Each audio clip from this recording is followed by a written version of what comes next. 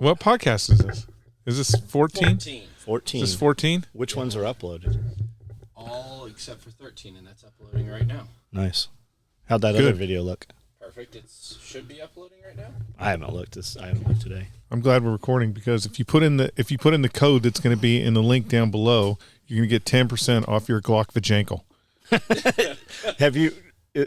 Do we have a website for that yet? No, we don't.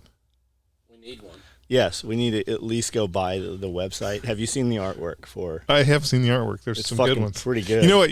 You sent me all that artwork. Yeah. And I was looking at them and I'm like, man, there's some good shit here. But and then I went to. You're not gonna tell me somebody's already done this. No, shit. I went to Who sells the best pistol in the United States? Your boy High Point. High Point Or Jennings or Raven. I went to High Davis, Point yeah. and High Point's got some pretty good T-shirts. Do they? Yeah, I was going to buy one and I'm like, wait, it's too late. So Okay. next week I'll be wearing my. That's awesome. I have My something coming High Point. that you'll like. I've got something in the works. So Aunt Jemima. Right? They have the white folks have banned Aunt Jemima. Who was, by the way, a true black woman who was made a multimillionaire based off of the recipe. Yep. So they've removed Aunt Jemima, and the new bottle has it says a woman's name on it, right? Somebody else, and it says originally Aunt Jemima, same great recipe. And you look at what is the ingredients? Fucking corn syrup. There's no maple, nothing in it, But they've removed the picture of the black woman, but it still has her fucking name and shit. The left has done in the last couple of years so much stuff, Racist shit. so much stuff that the Ku Klux Klan could have never gotten away with. That just is amazing. So check those out. I just sent them to you guys here. Look, we're gonna do this one. Welcome to the team. Oh, that's nice. We've got this. It's in your phone too, Brandel. Aunt Jemima right there. Yeah. I'm gonna have him change it so that she's flipping them off instead of the piece or whatever that is, the devil horns. And then there's this. That's a good one but too. What I Those want, are good. You got to get the Land O'Lakes Indian in there too. I said that too. I said because only white got woke, rid of the Indian, kept the land. Only white woke people would get rid of the Indian and keep the land. Be another shirt. But what I want on there, I sent the idea to Austin. And that's what he threw out there. The artwork's great, but I want it to say, "You guys don't want her, we'll take her on our team," something like that. No, that's good. Those are good. I mean, I think they'll work. Just it's kind of like all the M4 founding father pictures, right? Mm-hmm. You're bringing them in. It's nice. So a lot of people, I don't know how many people were up in arms, but Tim Pool made it sound like a lot of people were up in arms. So independent, skateboard company, truck company, originally had the Iron Cross. Oh yeah. Like a legit Iron Cross, and people started giving him shit about it being an SS symbol or a Nazi symbol or something.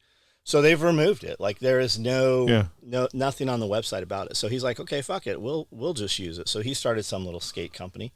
I don't know if it's really running or he was just kind of talking about it, but they did do, I think there was 100 boards done, and now he's using something else. And everybody's like, they're going to sue you. You can't use this. And he's like, actually, our lawyers say that you have to actually exercise use of it in order for it to hold your copyright or your trademark on it. You actually have to use it to exercise ownership of it, and they have ceased using it for, I guess, years.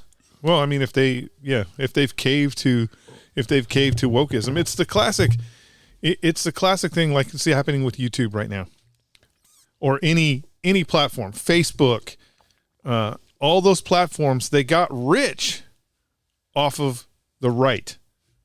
Correct. And then once it became a bastion for the left, they cut all the right out of it. It's like, hey, the only reason why you exist is because people on the right financially backed you. It's the reason why I don't like Black Rifle Coffee, because they went woke too. Well, I don't like Black Rifle Coffee because Black Rifle Coffee is not good coffee, or at least the experiences I've had. Now, when we brought it in, it was okay, right? We got the K-Pods or whatever, K-Cups.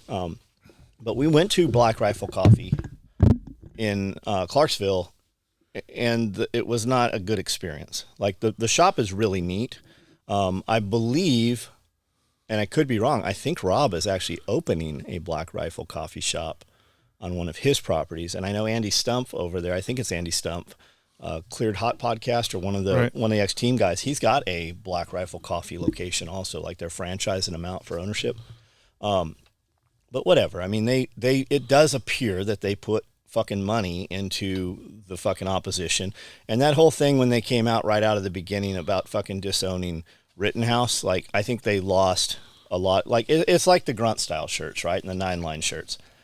Your goobers wear those. Like, they make more money from goobers than dudes who have actually been in combat.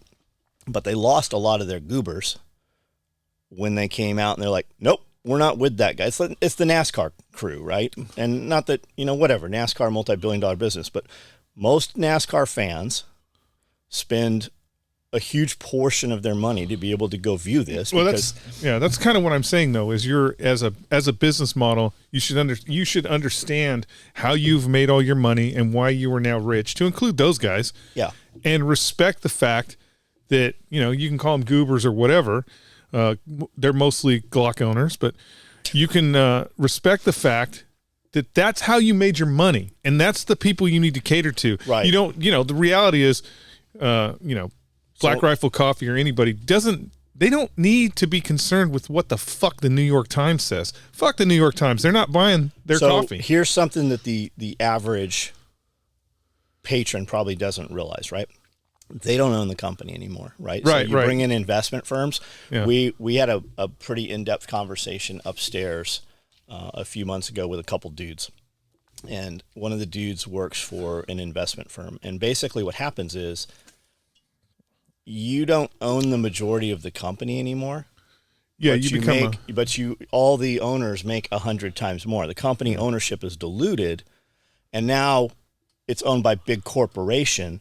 And that's how that shit happens, right? You've got the Made in America, we're never going to waver, we're believing the founding fathers and the Constitution.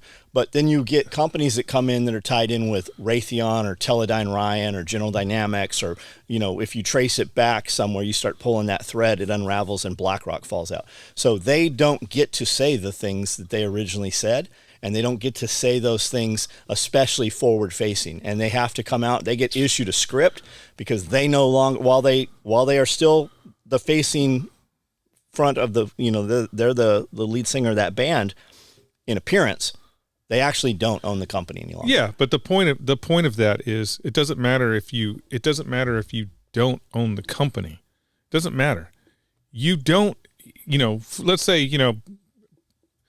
Pepsi Cola owns them all, right? Yes. And Pepsi Cola says, you can't say that stuff anymore. Correct. Now, there's a point where you can't say that stuff anymore. But if you're waving the flag of the party in order to make more money, I mean, you're a shill. They're just shills. But that's true. They're just shills. Yes. And they are in contract where they have a fiduciary responsibility they are fucking puppets. Can't, even with the fiduciary responsibility,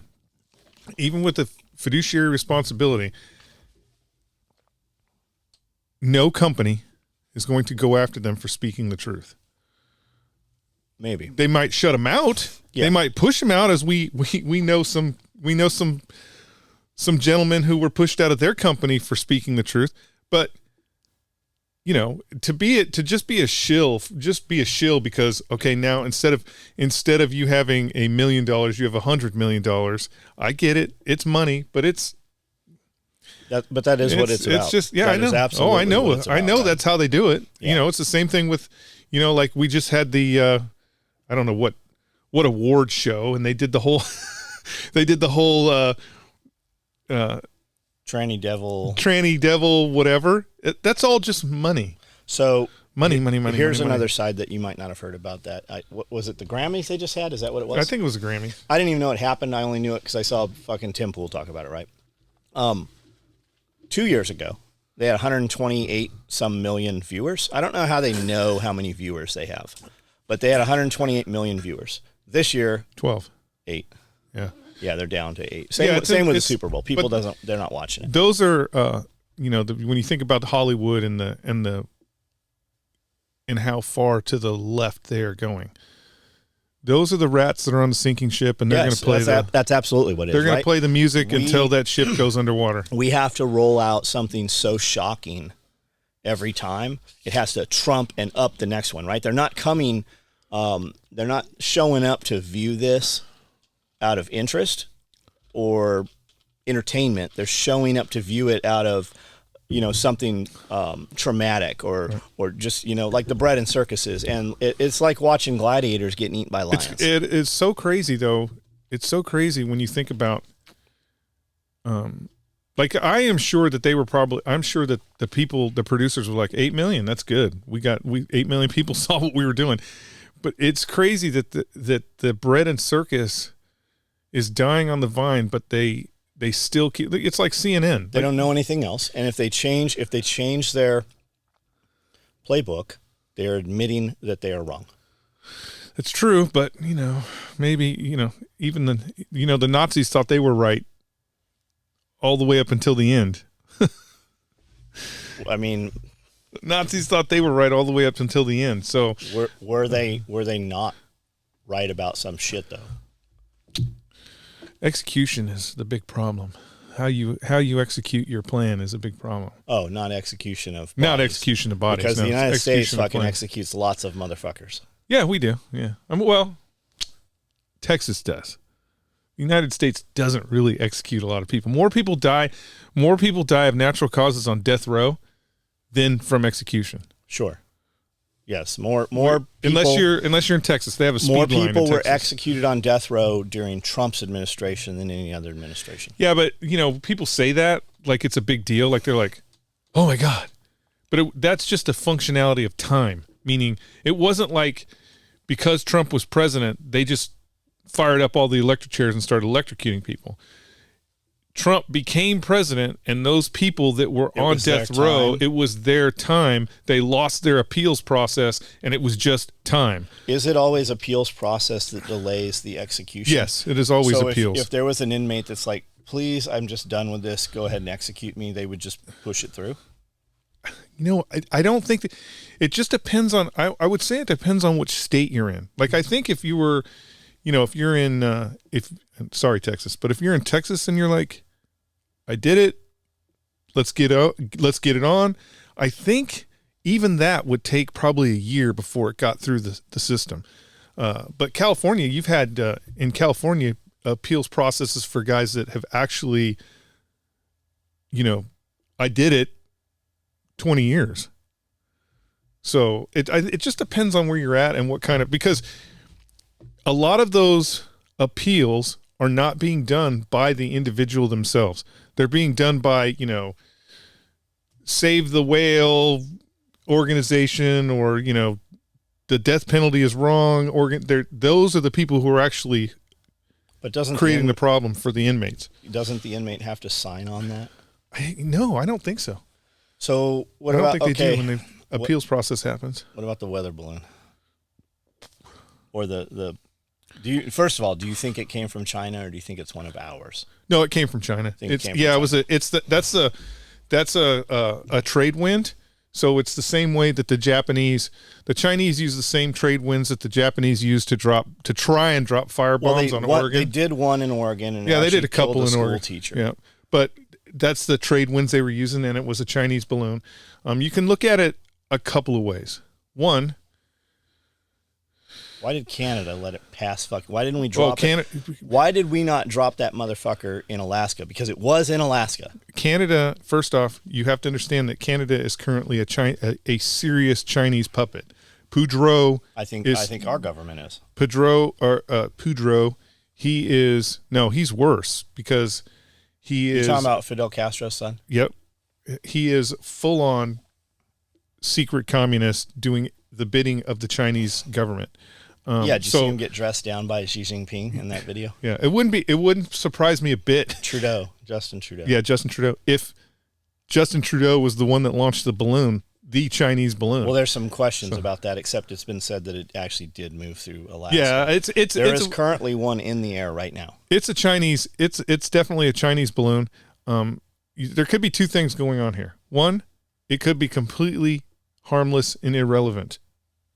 It could be exactly what the Chinese say, that a bunch of fucking, a bunch of students or a bunch of fucking whatever are doing some weather experiment. It could exactly be that. Or two, It could be a Chinese response to the fact that we, the United States, have been flying secret balloons. Everybody keeps talking about, they're like, oh my God, I can't believe the Chinese are going back and using old technology. We have balloons now over every major U.S. city capturing all of your data. If you go back 3 years in the news, they are using high altitude balloons to gather intelligence. Now, these are supposed to be intelligent gathering balloons, and they tested them over major metropolitan cities. No one knew they were there.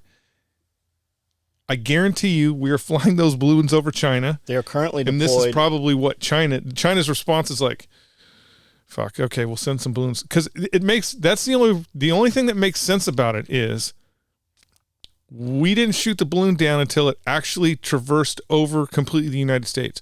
So you know that there was communication going on between the United States and China. And I am sure that once the balloon had finished its mission, the Chinese were like, okay, go ahead and shoot it down. So it came out, I saw it this morning on some news somewhere, that we've recovered it, that we have it in possession. Well, the Navy recovered the balloon. But not the U.S. payload. divers are still looking for the payload, are collecting the payload. So, got it. So we have deployed balloons over the United States every day of your life. Right now, there are balloons up in the air. If you watch Monkey Works, he talks about it on a daily basis. And I don't know why they do it, but you're able to track military aircraft. You can. There's 3 or 4 websites and apps that you can get on. The balloons are flying at an altitude that do not require FAA approval. That's the issue with so like even this Chinese balloon, they were like, well, it's not interfering with air travel. But it did dip down to 20,000. Yeah. So you and I go out to the golf course and fly my drone. FAA will watch my YouTube videos and show up and literally send an agent over and want to check my licensing. And it's about paying a fee, right? They will literally fine you hundreds of thousands of dollars for operating a drone under 400 feet. But we just let this motherfucker just go all across the United States. Well, I'm sure that there was a lot of discussion about it. And what...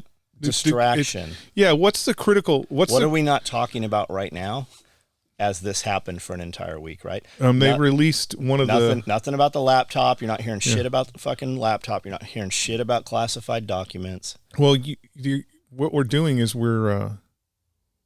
what the government is doing is setting up a war footing so you understand why we go to war with China in 2024. Or earlier. Maybe. I think that the problem is, here's the problem. It's like a prize fight, John. Everyone has already announced the date. The Chinese have announced the date. We have announced the date. The date they're talking about it in Europe. The Russians have announced it. They've all announced the date when this prize fight's going to happen. Even the guy that loses makes fucking tons of money on the prize fight. So, well, you think like COVID. What was China's biggest problem pre-COVID? Hong Kong. COVID happens. Oh yeah, we did just fucking let them have it. Yeah, Hong Kong. COVID happens. All that resistance, bows and arrows and shit. Those college students. All that resistance has ended because all those people were rounded up during COVID lockups, and now they're all probably heart transplant. A lot of people say that was this most recent outbreak of COVID in China, because they had the app. So when it turned yellow, you had to go get tested. When it turned red, you had to report. And there was a lot of videos of fucking buses and military soldiers running around picking up those people. And they were saying, we're not sick. What it was about their social credit score, right? They had said something or shown dissent on social media, or their neighbor even reported them. So those people got put into those camps. And like you said, you can, a lot of people don't realize, if you look up medical tourism, if you need an organ transplant in the United States, you have to be type matched and it has to be available to you. And you might be the next one in line, but if a younger person who has more chance than you pops up on that list, you lose your place and the younger person gets it. You can go to China and schedule a heart transplant, kidney transplant, whatever, and they will guarantee up to 7 organs, which means they are willing, and you get to schedule your date, right?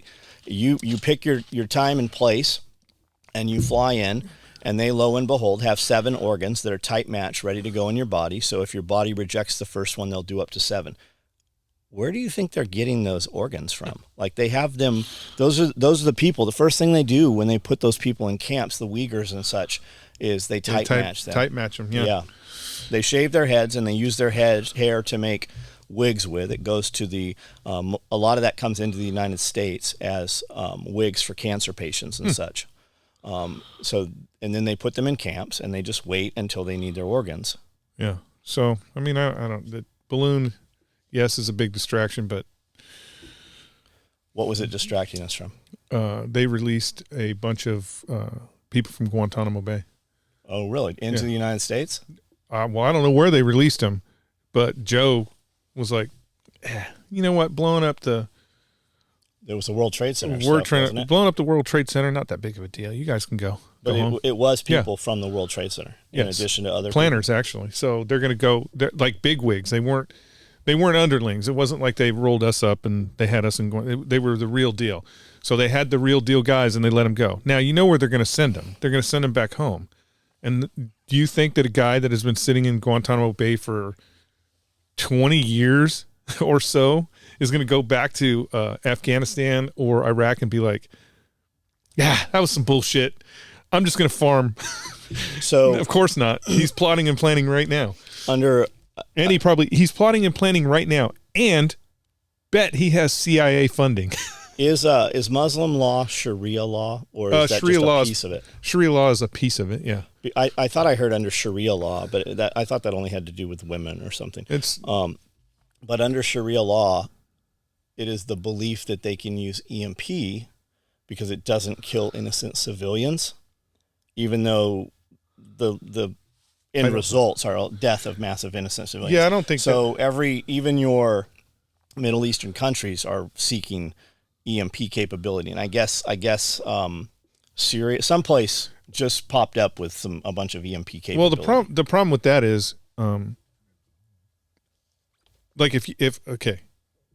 I'll just say Saudi Arabia for instance. Let's say Saudi. Do they have nuclear weapons? I don't think they do. Not admittedly. And I just don't think they do, because the reality is they buy everything from us, and I don't think we have, because of Israel, given them that capability. Because they would fucking flatten Israel.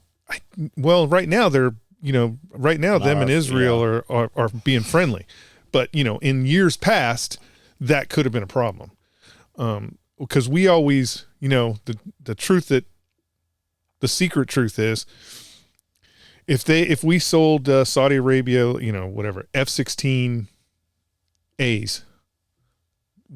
at the same time we would sell the Israelis F-16Ds, so that they always had the upper hand. So, the Saudis have Apache helicopters, and they have quite a bit of shit. They got M1 Abrams. Why would Saudi whatever Arabia, Israel has is better. Why would Saudi be okay with that? Because they're using those weapons against other places. Well, because it's just it's just arms. But again, it's just how arms are traded. And Saudi Arabia is not looking at the board going, hey man, you sold those motherfuckers, better technology. They're just like, thank you for selling us F-16s, because now we can shoot down any of these other countries' weapon systems. I'd heard beard here this morning. I saw somebody's video saying China has more ICBMs than the United States has now. And then they have there's some valley that has over 100 silos, all right there. You have to, the reality, John, is the war in Ukraine has been a big eye opener for people in the industry. And when the United States Department of Defense says China, Russia, whoever has this piece of technology that is so much better than ours, it's a fucking lie. Like, it doesn't. They could have more. They could have more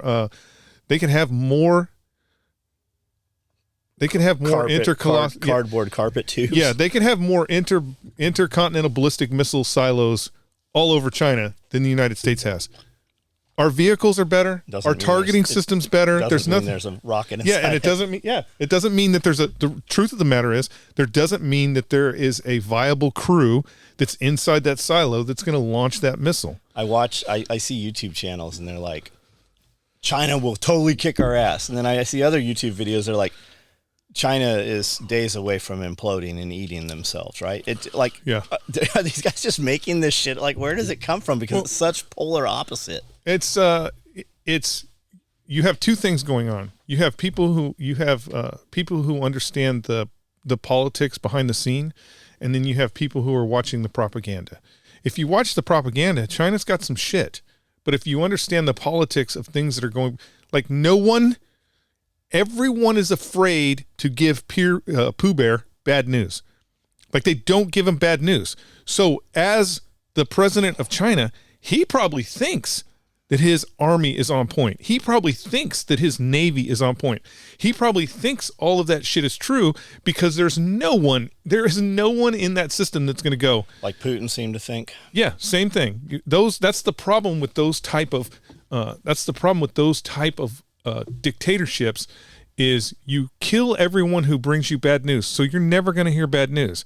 It's the problem that our government is currently facing, because wokeism is killing everybody that is going to give you bad news. So everybody's going to be like, yes, a whole army of transgenders is going to defeat the Russians.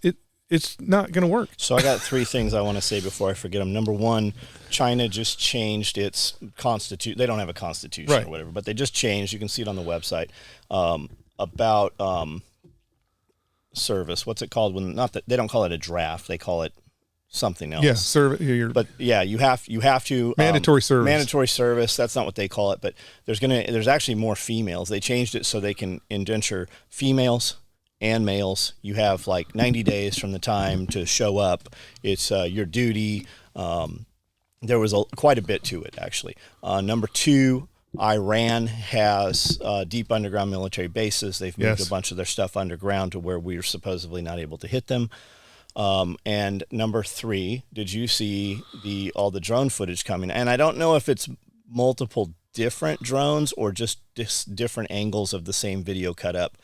They're dropping nerve agent on Russian troops from drones, Ukrainians. That's what they're saying anyway. That's what the footage says. Now the drone comes over. There's some Russians look to be in a trench or some cut somewhere. They drop this shit, and almost immediately, like, smoke comes out. Looks like it could be CS, maybe even a little like HC, maybe. You can see the bodies just start fucking doing the fucking dead fish and fucking flopping around and shit. And it is all over. There's tons of talk this morning that the Ukrainians are using nerve agents against Russians. I haven't seen any of that. I have seen some pretty good drone footage of them dropping shit on people. Fucking crazy. But I have not seen. Just think what they're going to use against us. I haven't seen any nerve agent things. Again, I haven't seen the video. Wouldn't put it past somebody to use some sort of chemical weapon. There's also video showing a bunch of like warheads. They look like little, munitions, almost like mortars, maybe small mortars, and they're red tipped. And they say that these are chemical weapons. And there was some precursor to this, them putting out on social media that they were going to use these. I don't, because that's what they're dropping. They're dropping these. I guess they have an impact head on them or something. I don't know if I would go down that rabbit hole from the sense of outside of propaganda. The reason why I say that is because it does no earthly good for the Ukrainians to start putting chemical weapons on the battlefield when the Russians, the stockpiles of chemical weapons that the Russians, if we're going to start going back and forth with chemical weapons, Ukraine is dead. Europe is dead. I guess something in Ukraine fell. Like there's no getting it back. Something happened yesterday also. Donbass, maybe? Yeah, maybe it was Donbass. Donbass, yeah. The truth of the matter is that what the American media is not telling everybody, because it's a propaganda generating, because they want to keep laundering money through Ukraine, is the Ukrainians are actually holding on by their fingertips.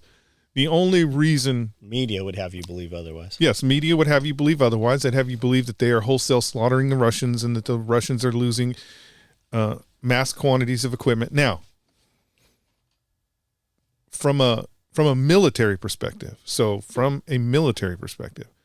the Russians are taking a shellacking. They are getting beat up by the Ukrainians. The Ukrainians put up a really good defense, but from a tactical perspective, the Ukrainians are holding on by their fingernails. They cannot go toe to toe with the Russians and survive.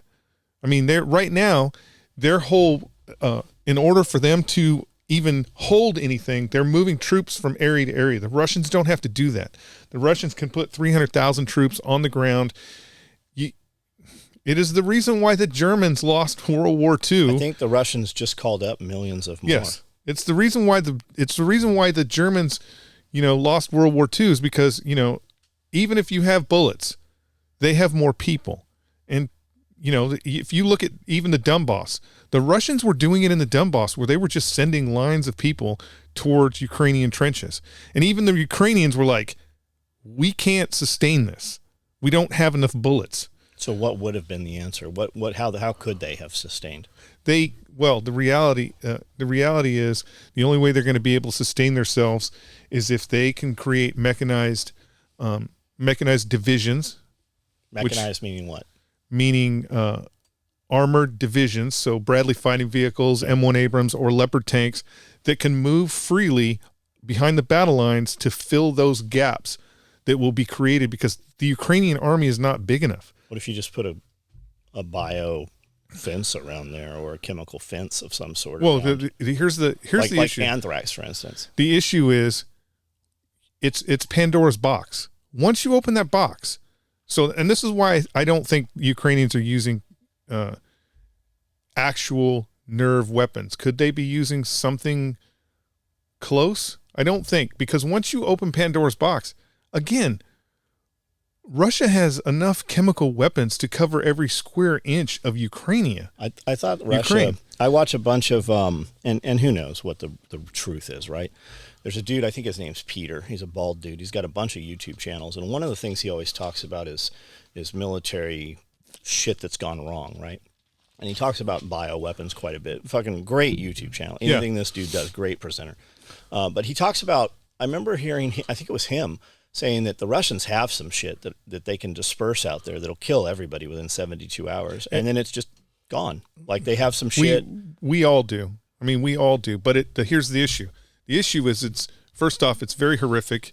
We've already agreed, like it'll eat through your respirators and everything. We've already agreed. It's kind of, we'll go back to the boxing match, right?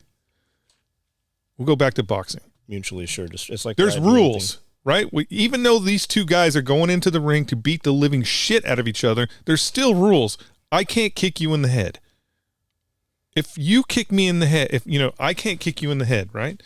And so there's rules. The problem is, once one dude is like, well, the only way I'm going to win is if I kick John in the head, then John's going to be like, well, fuck you. I'm going to kick you in the nuts. Once Pandora's box is open with chemical weapons, everybody uses them. It's just like nuclear weapons, assured destruction. If the Russians fired a nuclear weapon and hit Berlin with it, the world wouldn't go, oh, wait a minute, maybe should we all step back and take a breath and think about what is going on here? No, the missiles would be in the air before anybody was like. Say that again. If missiles hit where? If Berlin, let's say the Russians fired, for whatever reason, they fire a nuclear, and I'm just using Berlin as an example. It could be Perth, Australia. Have you seen the footage of them putting all their fucking armaments on buildings in Berlin right now? Yeah, like a couple weeks ago. But it looks like some G.I. Joe shit. It's that it's that you're stepping over a line that you cannot come back from. I think it was like on the Kremlin or something. They were putting all this shit like. But I mean, there's underground tunnels and fucking train systems, and they would never be able to fucking. There's a certain part of me that thinks that. Well, an example would be battlefield nuclear weapon, because everybody was talking about it. What does that actually look like? It's a small weapon. So, for example, let's say a suitcase or is it a rocket?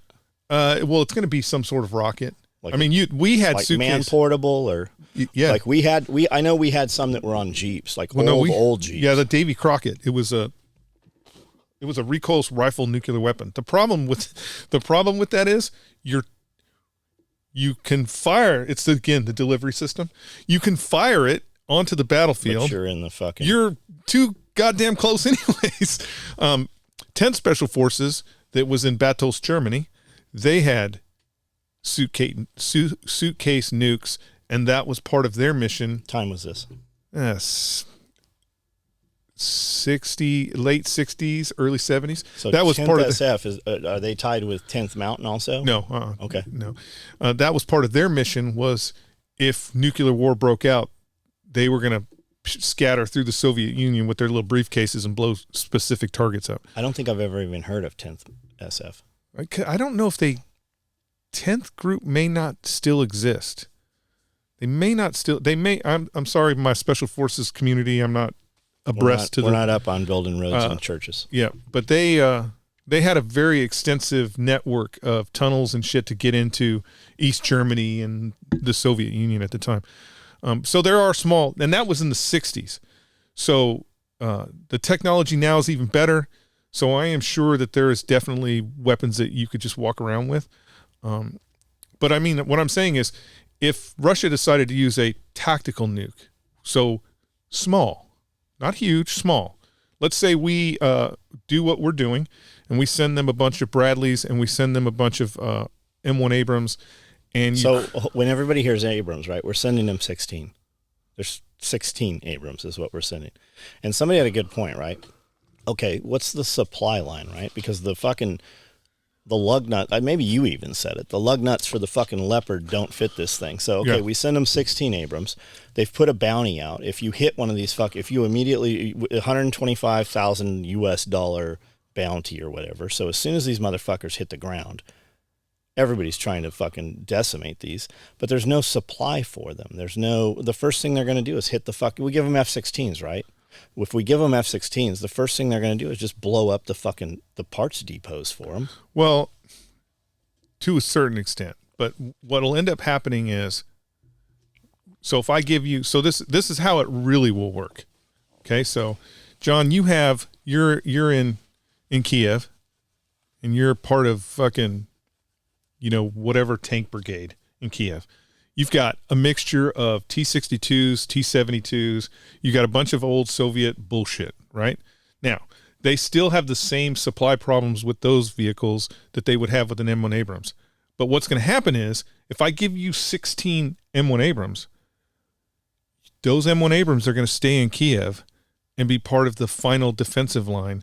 You'll release 16 of the old vehicles to go forward and fight. So it creates the ability for you to release tactical assets that you were holding back, right? Same thing with if we gave them F-16s. What is a tank really for? Killing other tanks. That's really what a tank is for. Stand behind because bullets won't go through it. Yeah, a tank is for killing other tanks. Because all you have to do, like a tank doesn't stand a chance against any air assets. No, it doesn't. No, yeah, air assets will wipe a tank out. But I mean, the reality is most of the tanks are being killed by artillery. Why are they asking for F-16s? Why don't they just ask for fucking A-10s? Because the reality, this goes back to the industrial military complex. They just want the newer shit. Yeah, the fucking F-16 is perfectly fine against Russian aircraft. The Chinese and that's the thing that's against Russian aircraft. Yeah, that's the thing that's mind-boggling is the Department of Defense is spending billions and billions and billions and billions and billions of dollars so we can fight the Russians and the Chinese. The Russians and the Chinese don't have the real capability to fight American aircraft that are 40 years old. They don't. They don't have the pilots. They don't have the skill set. They just don't. Yes, if we took a squadron of F-16s and went against a squadron of the best Russian pilots and aircraft that they have, would F-16s get shot down? Of course they would. I'm not saying it's not a one for one or whatever. But at the end of the day, the F-16 is going to be on top. Well, we see our pilots over there. Does the CIA have our pilots? The CIA have are there contractor F-16 pilots? Yeah, there are contract. The reality is there are contract everything. There's contract M1 Abrams drivers, because there's with all things there's a learning curve, right? You're not gonna take a 18-year-old Ukrainian out of a T-72 and drop him into an M1 Abrams and think now.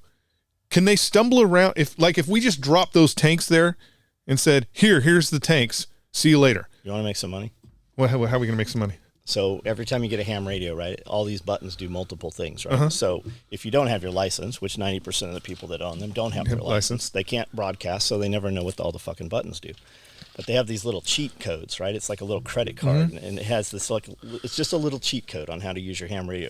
Make up a fucking cheat code that tells you what all the shit in the M1 Abrams does. Well, that's what I'm saying. They can bumble around long enough to kind of figure out how the system works. But in order for the reality is, in order for a Ukrainian crew to be proficient and effective with an M1 Abrams, they're going to have to train with an American crew. They're going to have to train with the guys that know. So we would probably we'd probably fly them into Arkansas. I mean, I doubt it. Because here's the thing: the reality is Poland has offered itself up to be the training facility for everything Ukraine. So don't we have a bunch of our shit in Germany?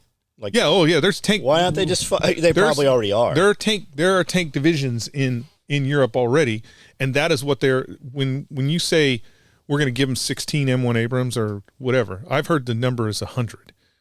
But when we're talking about giving them tanks, they're just driving them across the border. They're not flying them in from the United States. There are tank divisions in Germany. There are tank divisions in. How many tanks can we put in an aircraft? I think a C-5. Again, I'm not in the Air Force, but I believe a C-5 can take 2. That's the real big one? Yeah, that's the big boy. What can you put in a C-130? Nothing. I mean, not like can you put I think Humvee in there? Well, it'll take. I believe it'll take.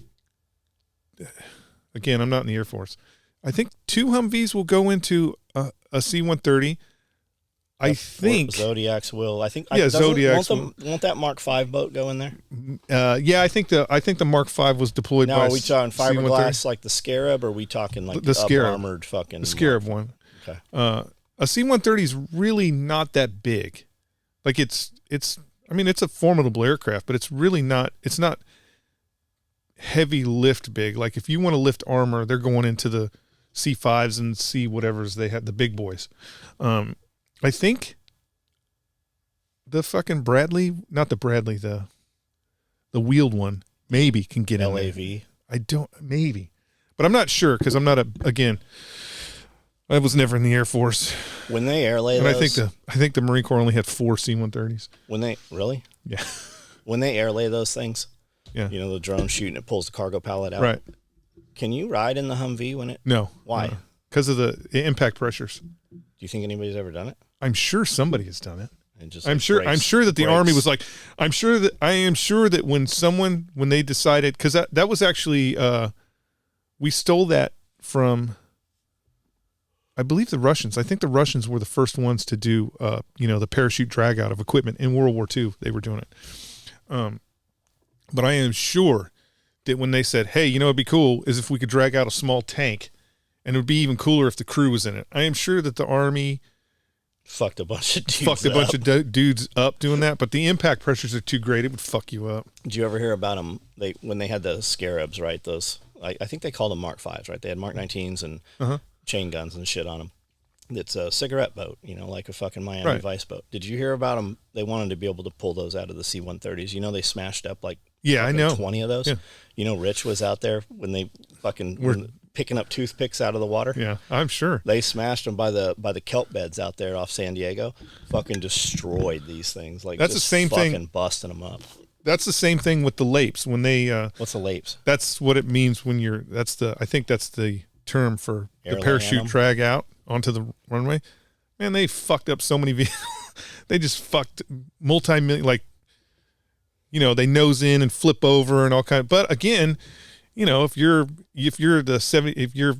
Ranger Battalion, and you have to take an airfield, Have you seen the fucking small tank was nice if you can get it on the ground. Have you seen the exfil thing where solo dude fucking has a stabo rig or a spy harness or whatever, deploys a fucking hot air balloon, and they come down and they fucking catch it with the wire. Apparently, like, that actually happened. I think. Yeah, I think Mike Glover or somebody had somebody on that had actually done that. They have, I believe, and I'm not a Green Beret, so, and those are the only dudes that were doing that shit. I thought some CIA or I believe James that Bond two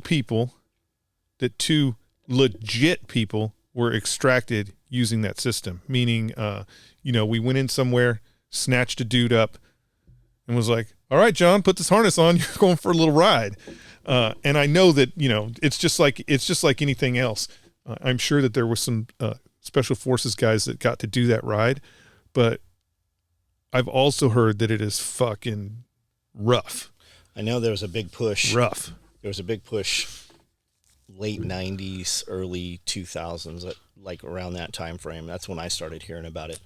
The SEALs they had their own drop zone out there. And a bunch of guys, they were doing tandem stuff because they were jumping in interpreters. Right. So they were taking interpreters with them. They were taking, if they had to go into a nuclear facility, they would take scientists or whatever. They'd be able to jump tandem. And a bunch of dudes were jumping with 55-gallon drums, and they were carrying cargo and all kinds of shit. And there was a big push for that. And that's kind of when I remember seeing it in a movie, the beginning of some fucking James Bond movie or something. They jump in some crazy shit. Yeah. Like, they jump crazy shit. Yeah. Now, I mean, it's just very commonplace. Like, it's not like it's a normal jumping with dogs and shit. Yeah, they jump some crazy shit in, and especially if it's they do crazy stuff in training. But there are some stories of combat jumps where there's combat jumps that make the training stuff look like fucking kids play. Like, when they did the jump, when the Rangers did the jump into Panama. First, they were supposed to do a high altitude jump. So regular, kind of a regular jump. Due to the fire, it wasn't fire, it was something about the airfield. Anyways, they had to transition to a low altitude jump. That's ditch your goddamn reserve because it's not going to do you any good. And because the runway was blocked, was this Panama? I thought it was blown up. Because there was stuff on the runway, I believe. They had to take all the equipment that was going in the combat jeeps, in the fast attack jeeps that they had, the OSAVs, on board them. So guys were taking, multiple cans of ammo, fucking dragons at that time, and just overloading the shit. I mean, I can't imagine. If you've got 300 pounds, we had a bunch of guys fucked up from the jump. Yeah, if you got 300 pounds of you're putting 300 pounds of kit on, and you're smashing into the ground at 18 miles an hour, a lot of stuff, like a lot of shit went wrong. I think we had some Navy guys drowned, right? Some team guys. Yeah, they had something. That was Grenada. They had a boat flip. So they actually had they were doing I thought in Panama some SEALs drowned. Maybe. I just know that Panama, they had, the Navy had one of their, I mean, if you're a Navy SEAL, it's not as sexy, but it was the mission that they were tasked, the mission that they should be doing, and the mission that they were most successful with. I mean, just badass. They had a team go in, swim in, and sink Noriega's boat. Noriega. Sink his boat. Totally successful. Nobody got hurt. It went exactly as planned. And that's kind of a rarity in combat. But that was one of their crowning achievements, I would say. How about airplane to airplane? What, jumping from airplane to airplane? You know what? I don't understand the need in a military perspective. Has it been done? It has been done. Successfully? Yes, it's been done success. It has to have been done successfully just through Hollywood. We saw it in some movies. But They just had a pilot. It was Red Bull, and that's what they were doing, was a jump from plane to plane. Well, Red Bull's jumping out of fucking spaceships and landing in nets. Well, it didn't go well. and a plane crashed, and is that what that was over? Yeah, it was jumping from plane to plane. So, I mean, I'm sure it's been done, but what would be the reason? I don't know. I bet there's a reason. Chris would know, the guy who knows.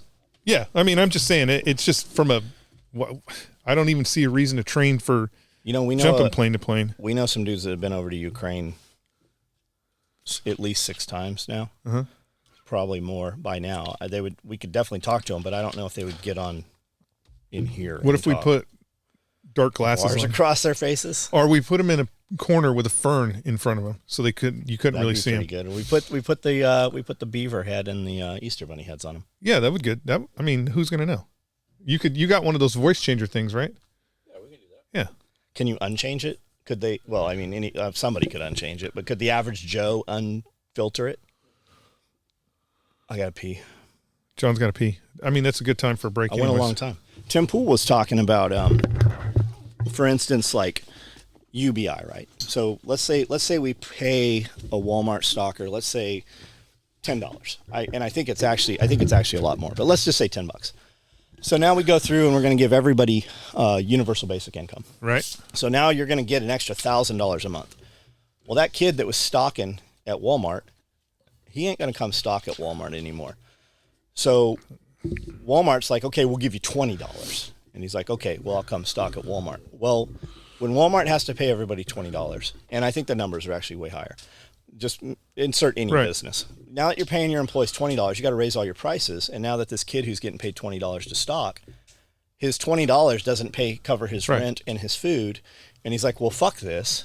What do I do? You create inflation. That's all. Whenever you just say randomly that I'm going to give the lowest common denominator more money. Yes. Meaning the person who makes the fries at McDonald's, I'm going to give them more money. You create inflation. That's all you do. The fries, instead of costing $1, cost $4 because I have to pay this person more money. So you technically can't buy more. It's ridiculous. So what's Walmart's solution? Walmart comes machines. In. Even simpler than that to start with. Walmart comes in and they just put these boxes in that are plastic and you stock all your shit. I don't have to have a kid come through to face all my shit anymore and pull it forward so it looks like the aisles are full.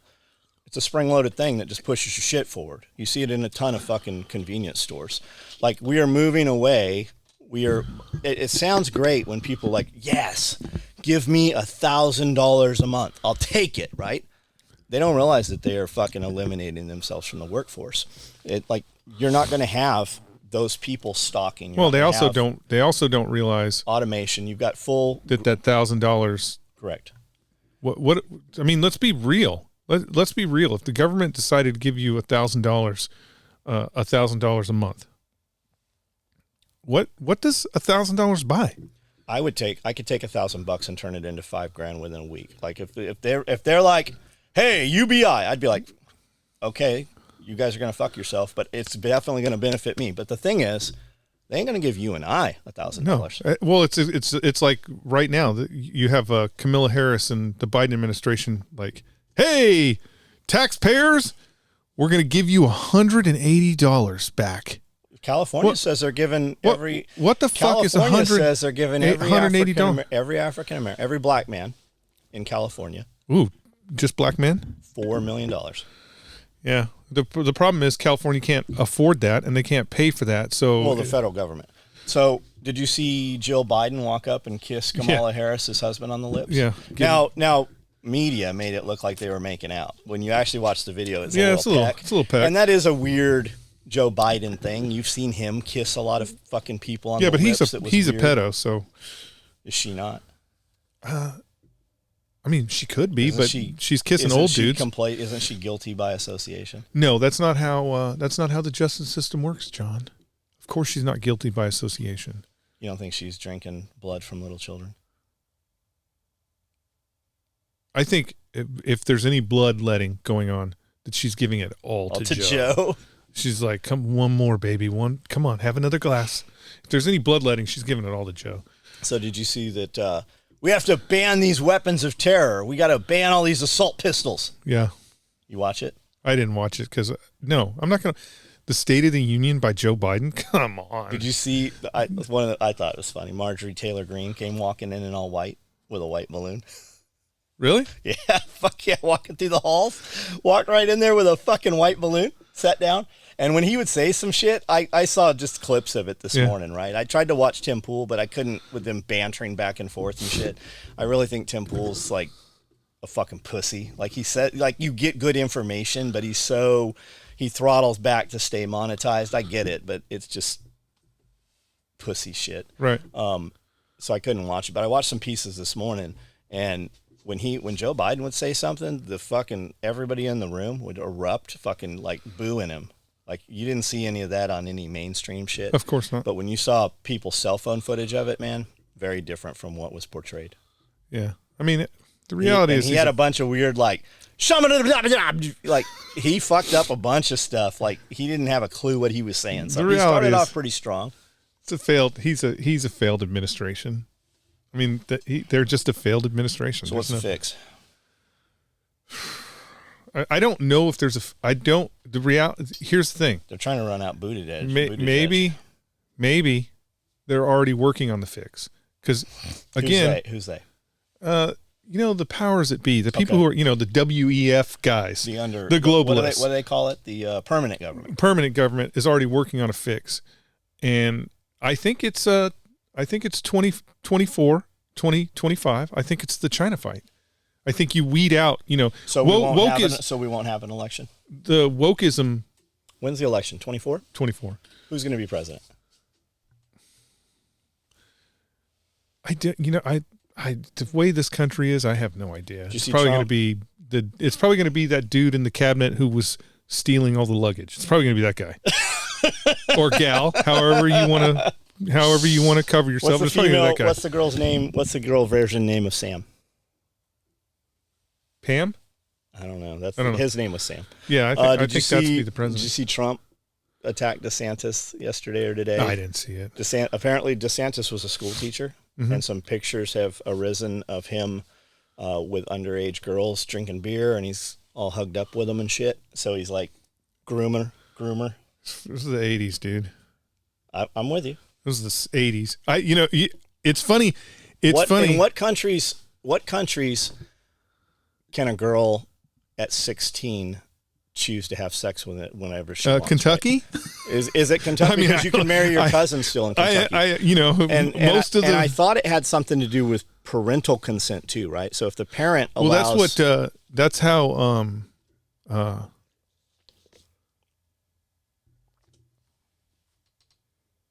Aerosmith, lead singer for Aerosmith. That's how he got away with it. He's Canadian. The parents isn't Tyler Perry? Is that who he is? The parents brought the girl to the hotel and dropped her off, and she was definitely underage. I don't remember him getting busted for that. Well, again, 70s. But my point, in most countries,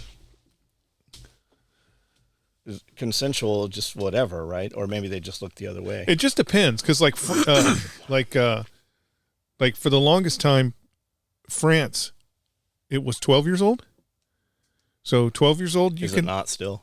It's 13. Well, I don't know what the age is now. I just know that there was a big uproar because France has accepted a lot of, has opened its doors to a lot of Middle Eastern people. Yes, have you heard? And those people are grooming very young girls, and so France got an uproar, and I believe they changed not only grooming. They changed the law. Raping in public. Yeah. Have you heard the rape statistics? Yeah. Fucking insane. So, we're not allowed to say that word. Which one? Rape. Oh. Well, on YouTube, they just straight demonetize you, but I think we're demonetized anyways. I mean, what? That's too bad, YouTube. When are we You can't say groomer, you can't say pedophile, you can't say rape. It's crazy. And you know that they're not called homeless anymore. You're not allowed to call them transients or homeless. You know what you're supposed to call them? What? Displaced people. Unhoused neighbors. Yeah, bullshit. I swear to God, man. Bullshit. Unhoused neighbor. Our number one highest comment, and it's still going today. It's going this morning. About homeless people? No, the Glock one. Oh, okay. That's the number one, right? The first one is the most viral. It's still viral. Of course, because everybody knows Glock sucks. The second one is?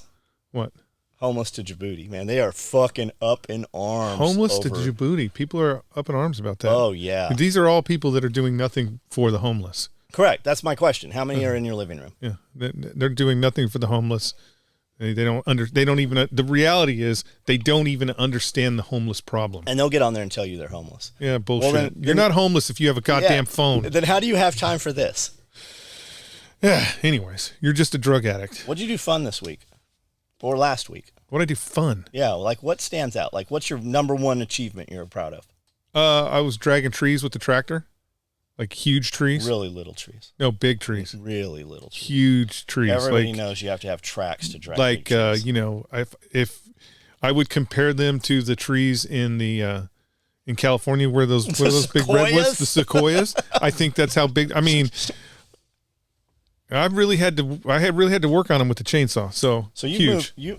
With your 12-inch chainsaw? It's 16. It's a 16. It's a 16. Holy shit, bro!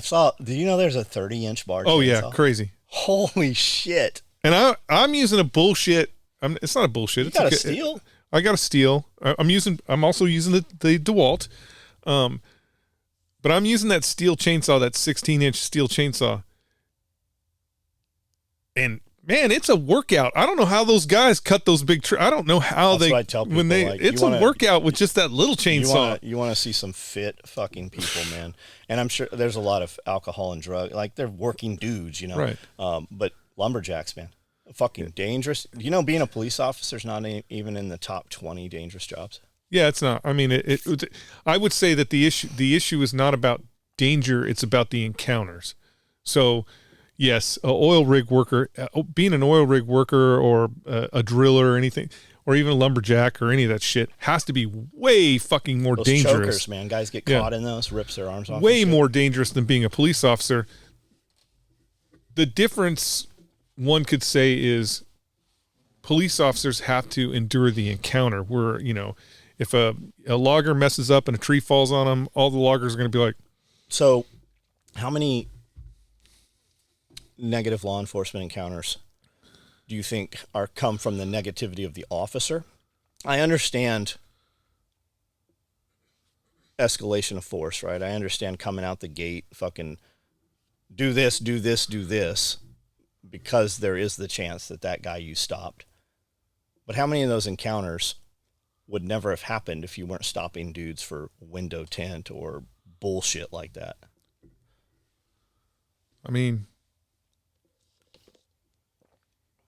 I think it has to do with the type of municipality you're in and the crime that you have to see. The problem is when you're a police officer, and this obviously is just area driven, right? But I'm sure that if we go down here to Camden PD and talk to those police officers, they see the problem is day in and day out they have to see the worst of people, right? So that cannot be good.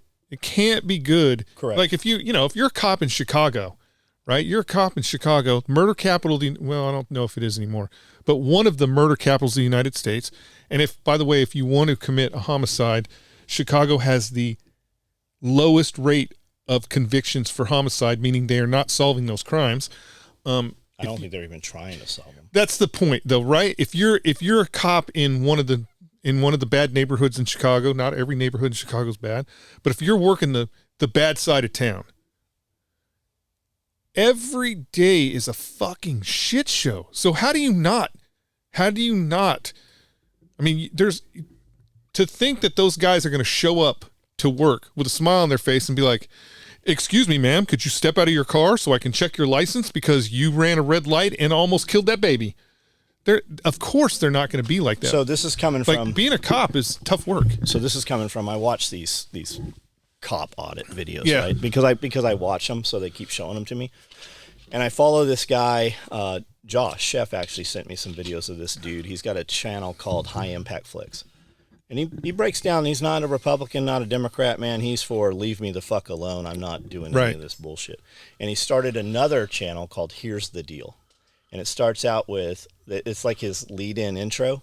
Here's the deal. Here's the deal. And it's all cops. Here's the deal. Here's the deal. And Joe Biden. And then it goes into some like Grand Theft Auto, and it's entertaining, right? Right. But I watched one last night, and they've stopped this guy for expired tags, no front plate. No front plate, window tint. Black gentleman, very well spoken, very articulate. They've got him stopped. Hey, we're stopping you because you don't have a front plate and window tint. He's like, yep, I've already got a fix-it ticket. I got another week. It's being handled. And they're like, oh, you have a fix-it ticket. And it turns into, well, where are you going? He's like, I'm going to work. I own a business. License registration. He's like, I have license registration. I have all of that. And they just kind of get shitty with him, right? So he's like, look, you stopped me. I've already told you that I don't have my registration with me, or whatever it was. It's in the trunk. I think he said something. And he's like, here's the ticket. You can run it. You can see this is who I am. And then the female officer's like, he's like, can you roll your window down for my partner? So he's like, do I have to? He's like, well, you just roll your window down. So he rolls it down, and she's like, roll your window down further. And it just fucking escalates, right? She's like, do you have any weapons? He's like, yes, I have a gun. Where is it? It's in the trunk. I have registration. I have fucking paperwork for it. And she just he goes back and like, nobody has done shit. Nobody cared. There was no threat. And then he's like, this is a lot like Nazi Germany. She's like, I don't understand what you're saying. He goes, well, you're harassing me and asking for my papers and my effects, and you're making me feel insecure in my person. And this is much like Nazi Germany. Your papers, please. And she's like, well, we had a report. A citizen saw you driving recklessly and pointed you out. He's like, well, you said that you stopped me for window tint and no front license. And more importantly, a police officer cannot enforce a law based off of a witness saying you were driving recklessly. They have to see you drive recklessly. There's a ton of these. So this dude, and they all start out. The funny thing with all of them is, I watched one with a female officer asking, hey, what are you doing? He's like, I'm getting into my car. Well, we had a report.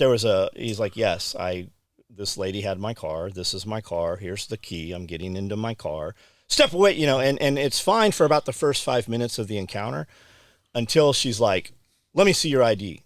I don't have to ID. This is not an ID state. If you can articulate that you suspect a crime, then you can, am I being detained? You can detain me if you suspect a crime, and then I have to give you an identification. I don't have to identify myself. And that's what people are becoming educated on this. And it definitely is causing problems, and it is causing tension between law enforcement and civilians. I can see both sides of it, but it's escalating. Like, it's not like it used to be, right? I guess there is officer discretion, but they're really pissed off. There's really no truth of the matter is there really is no officer discretion anymore because it's the body cameras and stuff. Well, not just the body cameras, but because it becomes a financial imperative for municipalities. So the minute you run a license plate, all that stuff comes up. They want to know, first off, they can't just run a license plate. It has to be, pulled over this vehicle because they didn't have the window. They have to have a reason to pull you over, right? And that's what he says. And so as soon as you're a collection agent. You are harassing and collecting because there is money for this, right? There's huge money for the municipalities. Like I watched one, this lady was feeding cats. And the mayor was like, you can't feed cats here at the mayor building or whatever. So later in the week, she's across the street at a public park feeding cats. And you can hear, because they FOIA request all this shit, right? This is why we're even watching this, because this is every one of these has become a court case. And almost all of them lose. There's another one called Audit the Audit. And that's a pretty well articulated. It's a lawyer that goes through all these, and he rates them. And I watched a lot of them, and he always gives the officer an F. And I remember thinking, man, I wonder if he ever gives any encounters an A+. And he did. I was watching one, black dude, tatted out, fucking loud music's got his Challenger or whatever. They stop him for doing whatever he's doing. He doesn't have tags, is what it was. And they're like, we pulled you over, you don't have, your tags are expired. He's like, yep, I'm just trying to get away with it. I'm taking this, I'm literally driving. My partner is at the auto shop I'm heading to. You can follow me there. I'm just taking this in to get it repaired. We're selling this vehicle, so I didn't pay the registration. And they're like, I don't know if he disclosed or you got any weapons? He's like, yes, I have a bunch of machine guns. I've got suppressors. And it was in like New Hampshire, some not gun friendly state. So it wasn't New Hampshire. New Jersey. So it was just someplace, right? Someplace, yeah. So he's like, I have all the paperwork. Everything's 100% legit. And they're like, okay, I got a partner on the way. Wait till he gets here. We're going to ask that and he has a fucking gun right here. Like he's got a pistol. That's how the whole thing had started. Why do you have a gun? He's like, I'm legal. I'm an instructor. I have all my paperwork. And they checked it. One went back. Two stood there with him. And the dude's like, I give these officers an A+. They did not escalate. He de-escalated. He was 100%, This is the thing that, so, okay, again, the public, we assume that law enforcement has some sort of duty to us. First off, the Supreme Court says that they don't have to protect you. But it's this, I guess, ignorance. I would say ignorance, right? So just hear me out, right? They gave these officers an A+, but come on, man. You're in a car that you're taking to get fixed that has expired tags, and you're also carrying around a bunch of guns?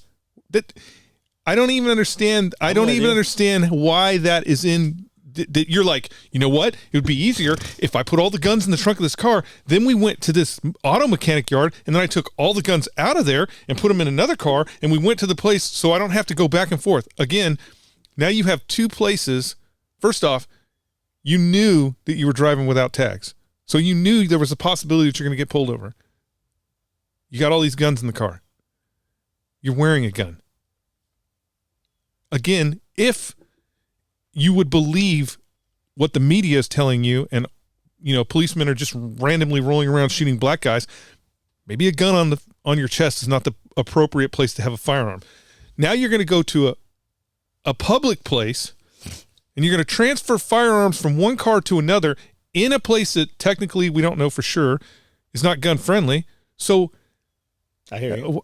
Karen is not going to get on her phone and be like, hey, I see these tattooed black guys loading a bunch of firearms into a car. You know what I'm saying? It amazes me how fucking stupid people really are. So those guys, those officers did not pull their guns out. No, I mean, but the other kid who did not have a gun, his gun was in the trunk, admittedly. She automatically skins hers out, right? So he's like, whoa. There's millions. The thing about that is officers, they have 100 million over a course of a year. Police officers make 100 million encounters with citizens that do not turn into gunplay. Now, if you're a police officer, though, even though it's not as dangerous as logging, if you're a police officer, you hear about every police officer that is killed in the United States. You sit through a training video and watch how that police officer was killed in the United States. And then you sit through your mandatory training that shows you everything that you have to do. Like when they're moving up, two by two alongside of a car, they have their hand on their pistol. The guy on the other side actually has his gun out. That's mandatory training. That's not cops going, well, maybe it'd be cooler if I had my gun out. When do you think that's too much? I think we've already, the reality is, I think we've already crossed the line. Like we militarized. Would you tell your children right now, hey, any law enforcement stop you have, record it? No, I wouldn't tell them. I wouldn't tell them that. I would say any. Do you think that is a wise move? I would say that any encounter you have with the police, as friendly as possible, truthful as possible. Absolutely. Understand that. De-escalate. I turn the lights on. I roll the windows down. De-escalate. I even jokingly will put my hands out the window sometimes. Like I haven't been stopped in fucking de-escalate years. The situation as much as you can. Understand. But I was driving. I was driving in the Porsche in the Panamera, and Cody had the Range Rover. I think you were even with us. We were coming back from dinner.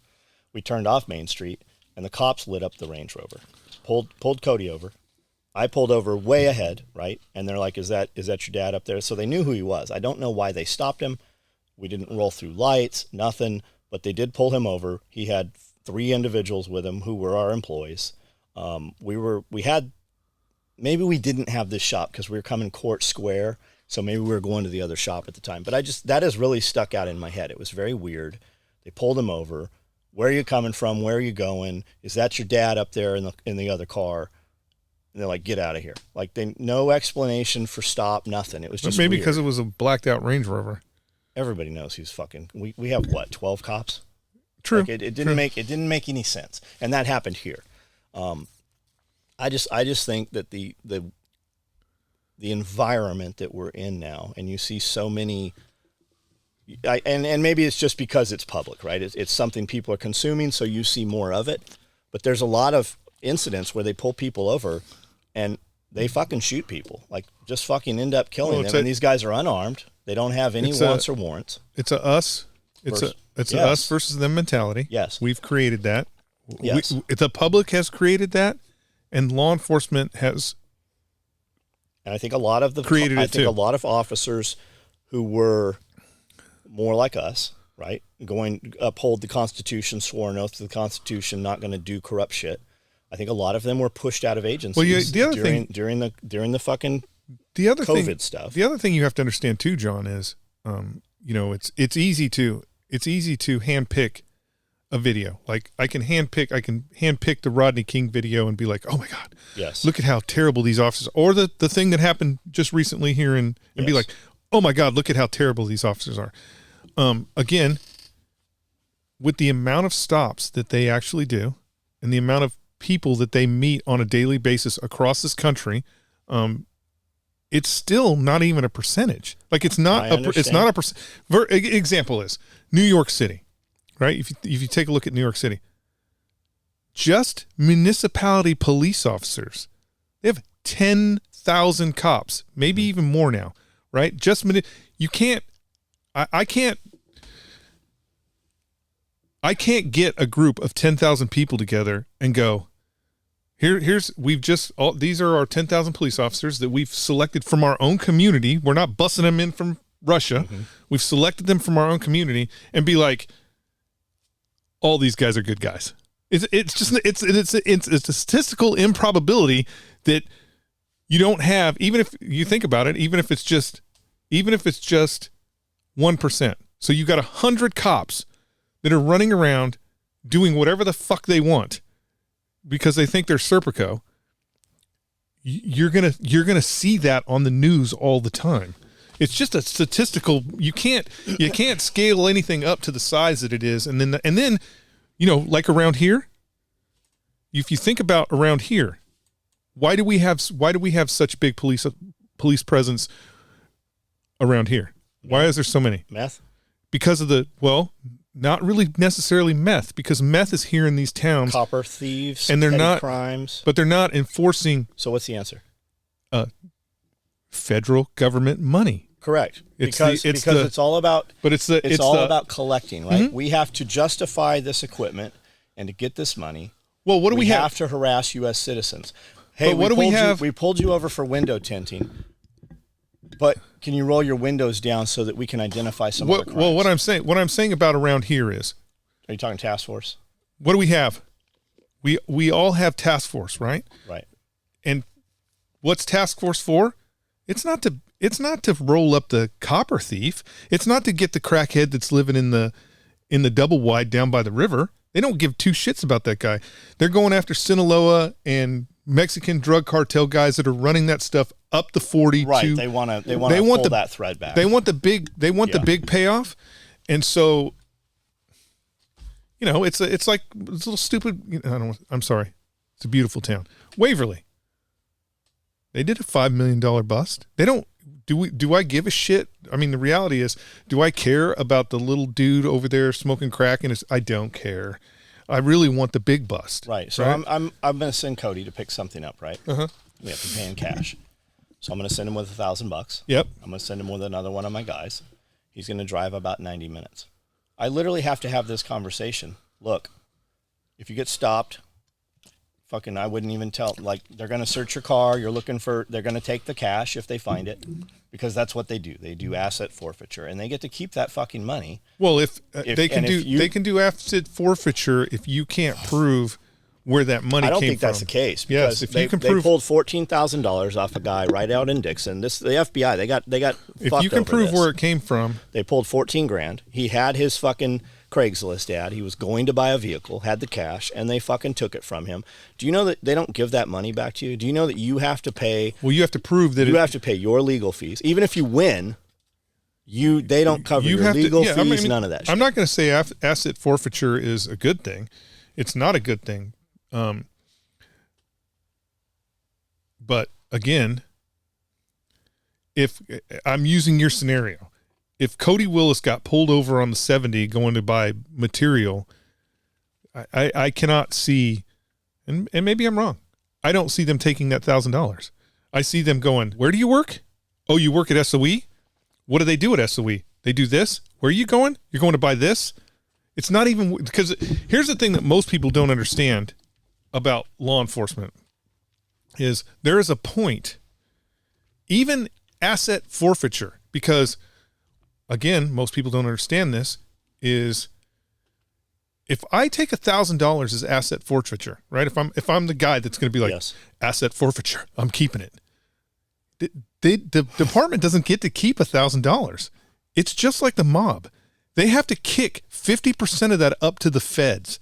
So the feds are going to get $500 of that. Now, the question from a law enforcement perspective, unless he's grafting and he's just stealing it for himself and he's just saying asset forfeiture, but the question from a law enforcement professional is, do I even want to do the fucking paperwork? Is this worth the paperwork? Because I'm going to be, the reality is just regular bullshit.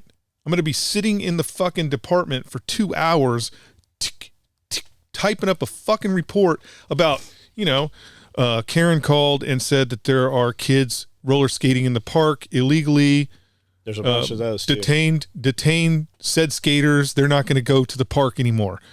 Karen, you know what I'm saying? Yeah. It's just not. There's a point where there's a bunch of camera shit over fucking cops harassing them over skateboards. There's a point where it's just not worth the paperwork. Now, I just feel like don't we have real crime? Why are we fucking around? Because they're fishing. We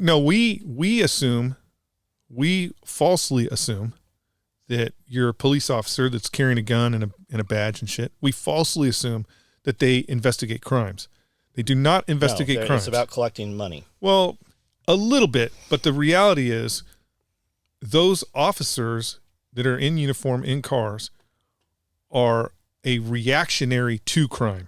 So the police officers are there to just show a presence, take down the report. Like, oh, okay, so he stole your TV. All right. That they're not the cop. And I think this is probably from TV. The cop on the street is not like, all right, there's been a string of robberies and they've been taking color TVs. We're going to shake down all the people who are, all the pawn shops to find out who. They're not doing that. They're just driving around and they're waiting for their radio to go. There's some Karen has called and there's some skateboarders over at the high school and they're doing property damage. You need to get, you know what I'm saying? They're not hanging from helicopter skids, right? They're not doing the things that we it's not Starsky and Hutch, them out there. Even I think we're turning more and more into police state. Oh yeah. Every day. Oh. I think this whole stop and ID thing, if you don't have a crime, like I get it, man. I get these guys that are pushing back, and I'm glad they're doing it. Well, they have a certain. That's the other thing. I'm glad they're doing it, and I don't have to be the guy doing it. But that's the other thing. It's a quota-driven system. Yes. Right. Like we know. James said he could park in the same place every night, and he could stop guys doing 5 over and write them a ticket. He said he never stopped anybody doing less than 30 over, and wrote tickets all night long. Same spot. Didn't stop people 5 over. Only stopped people 30 over, wrote just as many tickets. Yes, we have a mutual friend who was a motorcycle police officer. Yes, in LA. Area? LA area. And he gets the job and he's like, crime fighter, I'm going to get these guys. And he writes all these tickets. And then the other cops are like, bro, what are you doing? What are you doing? He's like, he goes, I'm just enforcing the law. He's like, you've raised, what you are doing is actually increasing the quotas for how many tickets we have to write a month. You need to fucking calm down. And so I'm like, oh, okay. Well, what did that look like? He goes, 30 minutes. He goes, I would sit at one corner for 30 minutes every day, and I would get those quotas. I would hit my mark, so at the end of the month, everybody would have the same average, right? And I go, 30 minutes? He goes, man, stand on a corner. People are always breaking the law. I mean, they're always breaking the law. They're always doing something that they shouldn't be doing. He goes, it's very, very easy to write those tickets in that amount of time. And even he would be like, I would write the tickets. You would get your ticket for whatever it was. And he goes, and I never went to court. On court days, I would go just have lunch. And I'm like, why would you do that? He goes, because if you took the time out of your day to go to court to fight this ticket, then I think you've been punished enough for whatever stupid violation it was that you got the ticket. So you're good to go. I wonder how many agencies are actually like that. I bet it's like, I know a guy that's a trooper. He's showing up to fucking everything. Yeah. Oh, I'm sure. Well, that's the thing. We have another mutual friend who's a judge in California. In California, and that's, he talks about the difference between local PD officers and highway patrol. Like, if it's a local PD or a sheriff's department guy, you can actually argue the case. Like, there's enough nuance in the way they get their reports together that you can argue the case. But he's like, if it's highway patrol, fuck no, you're done. You might as well not even go. You might as well just pay the fine, because those guys dot the T's, they cross the I's. Their shit is fucking impeccable. I think I was uploading something on TikTok this morning. So TikTok is smart, which is fucked for us. But when you're uploading to TikTok, you have to stay in the platform. You can't just X out, right? So when I'm uploading to Instagram, once it starts uploading, I can go anywhere and do whatever. Close out Instagram, it uploads in the background. TikTok does not. You have to be there. So I'm scrolling through bullshit while I'm working out this morning, and I heard something. I think they said 1980. In 1980, up until 1980, when a man and woman got divorced, it was typically 50-50. In 1980, that all changed, and what changed was that the federal government started giving all these major cities trillions of dollars to enforce child support. And what it's about the child support. They said that every dollar brought in for child support, 63 cents gets to stay in the municipality, like the judge, the court system. Right. When Cody, Jennifer, his mom, when she was living in my house, they drug us into child support court, family court, and she said, I do not want court-ordered child support. I live with John. I live at his mother's house. John pays for everything that I need. I don't need child support. And they're like, well, you have to. She's like, no, I don't have to. So we had to actually go back into this courthouse 3 different times for them to not give court-ordered child support to Jennifer. So my other son, Breck, I pay $2,500 a month. Still, he'll be 18 very soon. But I've paid. Does that end when he's 18? Yes. So I pay $2,500 a month. I don't know if they changed that. Of which she gets $1,100 out of $2,500. So when I asked, when you say she gets $1,100, she said that she gets $1,100 every month out of child support. I pay $2,500. Okay, I see what you're saying. Yes. I see what you're saying. Yeah, I pay $2,500, which San Diego keeps. So they have actually come in here, walked in and served me, and I have to go to court. This has happened 3 fucking times. So I actually have, the way Tennessee does it, California says, hey, John owes child support. I go to court here. Tennessee collects the money. I have an auto. It automatically comes out of my bank account every month. Tennessee takes the money. Tennessee sends it to San Diego. Yeah. You're paying for infrastructure is what you're paying for. 3 separate times I've had to go to court because they said I wasn't paying. And the last time the judge said, doesn't this automatically come out of your bank account? I'm like, yep, you can talk to Marty, the president across the street. Literally across the street from the bank is my bank. So he looks at the lady from Tennessee Child Support Division, and he's like, what's up here? She's like, the money comes out, we have it, we send it to California. California drops the ball on it. He's like, then why is Mr. Willis here in court a 3rd time? It is just asinine that this you're paying is the case. You're paying for structure is what you're paying for. Well, we're paying because they're stealing it, right? They said I was capable. Now, they gave me a $2,500 child support judgment before I was home from fucking federal prison, hadn't made any money. But it was based off of how much money you were making before you went in. It was based off of how much money she paid herself while I was in prison because we were married. She filed taxes jointly. That's weird. Because she had power of attorney. Yeah, but again, it's so the judge is like, well, clearly you've made this in the past. You're capable of paying this, right? It's $2,500 a month. She or my son gets $1,100 out of that. That's the thing about when people talk about government programs. Government programs don't help anyone. No. They help themselves. So reality they is help the political parasites. Well, the reality is the government said, "Hey, we need this system set up so that we can ensure that unwed or divorced mothers are getting their child support." And so they have to create an infrastructure. Well, you have to pay for that infrastructure. Yes. And that's why, half your money or more than half is going to pay for an infrastructure. They're not going to you think there's a point where they're going to be like, "No. Fathers are paying their share. It's all good to go. We can close this." No. Government can't exist unless it grows. I got to pee. You really do need a pigeon guy. I see a dude. I bought everything that you could get on there.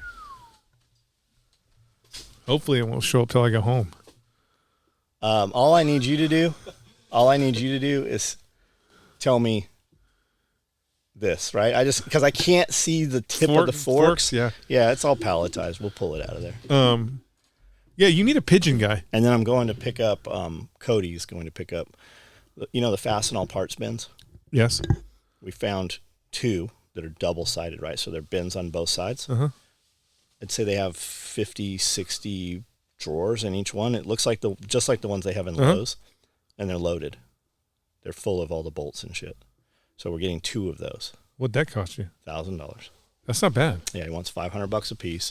He's like, it's in the way. I'm like, can you help load it? He's like, we can forklift it. That's not bad. I sent it to Jack. I'm like, hey, I'm going to buy this unless you tell me. He's like, dude, the bins don't cost shit. Well, he's like, you can get the drawers. That unit doesn't cost anything. It's the contents. Yeah, I don't know what the contents are. There's pictures of it with shit all in it. But when the closest we could find, we found them on eBay for $4,500 for the bin unit, the drawer unit, $4,500, and we found some Fastenal one for $3,600 that's one-sided. So they are expensive. I know that Jack and Wes said when they set up, they went to Fastenal and said, hey, we need you to set some bins up for us on the trucks that just have, and they like came out, looked around, they're like, okay, you got John Deere equipment, you've got this stuff, farm equipment, and they built bins around what they would most likely use and stock their drawers. So I'm hoping that we know a dude that's like a corporate, he's a district manager for Fastenal. I'm hoping I can get somebody to come out and just like look, okay, you got a bunch of Honda stuff, Honda motors, Honda motorcycles, this is the shit you need. And I'm hoping they're not like, hey, those are out of a store. Those are our fucking, units. Because you hear about guys selling like Snap-on tools, but they don't own them. Snap-on still owns them. Out of a van that's got a Snap-on sticker on the side of it. These are really kind of going to be in the way right now, but I just feel like it's a deal that if nothing else, I could take them and just fucking flip them, sell one of them and keep the other one. I mean, who knows what's inside of them? Well, stuff might be valuable. There's fasteners. There's like machine head screws and Allen head screws and castle bolts, and there's stuff in them. But I mean, maybe those are just a few drawers that have shit in them. He showed us like 3 drawers. But I feel like $1,000 for the 2. They're big, dude. They're as big as this table, and they're double sided. There's drawers on both sides. It's good. I think it would. It'll be a good deal. I think it will be. Nothing else. I think it's a good deal. I would pay $1,000 for. If nothing else, we just put him in Brandl's car and he takes them home with him. Yeah, well, he'll turn them into some, light fixture or some shit. It'll be a skateboard ramp. You got to let them rust first. You got to put them outside for a year. Patina. Let them rust and then clear coat them. Yeah, patina. You want the patina. Do you want to go to Brimfield? What's Brimfield? It's Massachusetts. Oh, hell no. Why? Massachusetts? They have witches there. You got to drive through some crazy-ass Indian country to get to Massachusetts. So Amanda thinks we're going to fly in. Okay. Yeah. buy a bunch of shit, and they have porters, right? And then have a shipping company ship. I'm like, it'll be way fucking cheaper to drive there. I guess it in would the depend. van. I guess it would depend on what you buy. So like if you buy some John Willis shit, it'd probably be cheaper to fucking drive there in the van. If you buy, some hats, maybe a crow, a witch's broom, might be cheaper to ship it. So it's a huge flea market, right? The entire town is a flea market. It's all like real Americana. Like you'll see. Yeah, I bet you'll see some signage there from like Route 66, and you're like, "How did you get this dinosaur here?" Like, I bet you can find good shit. Out of business, big good stuff. shit there. Yeah. So I've always wanted to go. Mike Zone had that TV show Oddities, and they were picking out of there a lot. Like actual mummies, like shit that shouldn't really be in existence anymore. That's where it ends up. And then you have Round Top, Texas, which Round Top, Texas will take you 2 weeks, and you still won't see all of them. And Brimfield's kind of the same. You'll have 20 fields, and when I say fields, I'm not talking like ballpark field. I'm talking like Jack's fields, and it's fucking hundreds of vendors in every one. But they kind of have a theme somewhat. But there's a ton of surplus shit there. I mean, in Round Top, Texas, you can almost drive to Texas and stay in Tennessee, which is good. But get up to Massachusetts, you got to drive through way too many. I think it's 16 hours. Way too many liberal enclaves. I don't know. We could go in there and film it and cut it together. Like you guys could cut some bullshit together, and we would have a video that's 1,000 times better than anybody that's made a video at fucking Brimstone. It's like there's a lot of content. It's fucking horrible. Absolutely terrible. I feel the same with Renaissance fairs. Every time I go to one, I'm like, where's all the people with cameras? Yeah. Well, because they turn on the GoPro, right? Their videos are 2 hours of them walking around, right? They're not just turn the camera on when there's some shit to film. Most of the people that are, you think about Renaissance Fair, most of the people that are going Renaissance Fair want to Renaissance. Here's what you don't know about the Renaissance Fair. They're actually carnies. Like when the fucking carnival's not going on, they're at the Renaissance Fair. Yeah. Well, I mean, it's kind of the same thing. You just don't get to dress up in cool costumes. Yeah. Right? Whether you're handing out turkey legs at the fair, the fair in Waverly, or at the carnival or at the Renaissance Fair, it's still a turkey leg. Like you're not even allowed to bring real weapons to the Renaissance Fair anymore. It's such bullshit. But so does that mean this? Like there was a bunch of vendors there that were selling like real swords and shit. We bought a bunch of daggers. So you can go there. So that's the key. You can't bring your own sword, but you can buy a sword. And when they it's like a gun show, sell them, they have to tie them with special binding. It has to be a certain way. They have to use the magic shoestring. This rope will not cut until you leave the park. Yeah, right when we walk away from the booth, I'm already. Are you allowed to put your elf ears on before you leave the park? Whatever you show up like, you might want to keep that on the whole time. You can buy a wand. You can buy a fucking quill. Like you could kill. There's a really big one. There's a really big one in Germany. A Ren Fair. So that's the melee. It's similar to a Ren Fair, but it's 10,000 people show up. Actually, but I mean, the crazy thing is it's different. They set up different villages, and you can be like. You want to be an orc? They have an orc village. You want to be a 17th century French soldier? They have a camp for that. You want to be a Roman? They have a camp, and then they battle all the time. But people get fucked up. Like they really hurt each other. So we were in Nashville a couple months ago. I think the video of it's already out. We were in Nashville a couple months ago, and there was something made me think. It's medieval martial arts. It's a fucking dojo. Mm-hmm. They got a big octagon in there and shit. And you got all these people that look like they play Dungeons and Dragons. And they're all in there in armor. Some of them are very fit, but most of them are very unfit. But they're wearing armor and they're practicing all their moves, all their medieval martial arts stuff. So the girl we were talking to is one of the owners, and she was super cool. And they go to, I say it's melee, but it's something, right? There's a couple around the United States where fucking 10,000 people show up and they fuck each other up. There's like an unlimited open class where dudes are getting fucking bones broken. You're getting fucking concussions, like real serious, like fucking. As it should be. Yeah. As it should be. The big ones are in Europe. And Adam Savage went over there to make armor with some world famous armor maker that makes all the armor for all the movies and shit, but like real period, like real shit.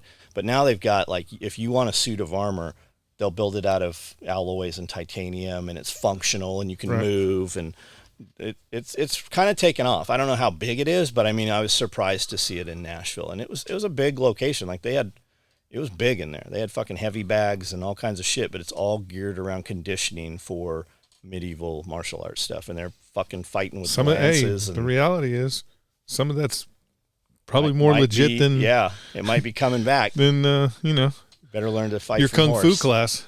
Well, kung fu, like dance. Your dance kung moves. fu class. So medieval armor. It's interesting because in Russia, like I've seen some of those melees that they do in Russia where you're like, man, that dude just got killed. Because they're like using real war hammers, and it's like, damn, dude. So have you seen Wasteland Warriors? Is that on your radar? The thing that is out by Burning Man? Yeah, well, there's a few of them. Like there's actually one North Carolina, South Carolina, Tennessee area. Yeah. But yeah, they show up in their fucking like rusty, souped out fucking hot rods, and they're out there camping and doing, but they're just dressed up Wasteland Warriors like some Mad Max shit. It's it seems to be growing every year. Just like, and the Burning Man thing's pretty wild too. If you look at the Burning Man thing, they show up with these, they're like, I don't remember what they call them, but they're like floats from the fair, right? But these things move. They're huge. It's like an enormous fucking jungle gym, and everyone has a theme, right? So at Burning Man, I guess you're not allowed to, nothing gets sold. Everything has to be free or bartered. So you just go to these different places, and they have food and water, and it's like a giant fucking bar with a jungle gym and a bunch of other shit, and they actually move super slow. They crawl. They're enormous. I don't know how they get them there. Yeah, they have some big stuff out at Burning Man. But again, like all things, You talking about the trash? No, when it becomes popular, it's not Burning Man anymore. They have a full task force of park rangers there now. They have all kinds of, because the reality is When government gets involved. Well, no, it's if it's about scaling. So when we scale something up, so when 300 people do something, we're all like, man, that was fucking fun. We did that thing with the slide and the airplane. Oh my God, that was fucking fun. And then you get 3,000 people. It becomes a different animal. And now you're like, it was fun until I stepped in that shit. Why are people shitting on the ground? And then you're like, well, maybe because we didn't have enough porta potties because we were thinking there was only going to be 300 people. You know what I'm saying? Once you start scaling things up, you're going to start to get that 1% that is going to come in and be like, it'd be great if we just ran over these tents. And so the cops are out there now because Is that true? Is that correct? The cops are out there now because way too many people were having drug problems out there. Well, I mean, it is a free-for-all. Yeah, I mean, it is free-for-all, but way too many people were having super drug problems out there. And so now the police are out there. This last Burning Man, it took 24 hours, a full 24 hours sitting in your vehicle to leave Burning Man. Like they were on the dirt road before they even got to the freeway. Sounds like Bonnaroo. Because there's just too many people. But what do we care, right? I don't care. If you want to go to this thing, right, and you know there's whatever's there, it's a free-for-all, you shouldn't be taking your kids, right? Okay, so don't bring your children. That people bring their children. I don't think law enforcement should be in there. People bring their children, and the problem, John, is you say law enforcement shouldn't be in there, and then it's the people who run the event that are like, we need law enforcement because Brandel is rubbing his penis on everyone's forehead and he won't stop doing it. But I think they have a whole, I think penis rubbing is part of the thing. Like, well, it was a booth that you went into and you rubbed your penis on some dude's forehead. And then Brandel was like, if I can rub my penis on this guy's forehead, how about everybody's? And so he just started running around the park, rubbing his penis on everybody's forehead. And, eventually he rubbed his penis on the wrong Karen. And she's like, dude, why do I smell your balls? Then you don't need cops. The solution is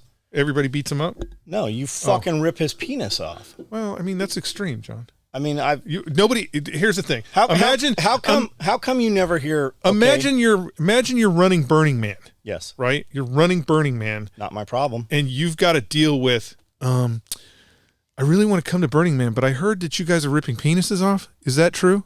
Well, it was just one penis. You know what I'm saying? You don't want to answer that phone call. How come you don't hear about people getting their penises pulled off? Does it not come off easily? I would think it would come off.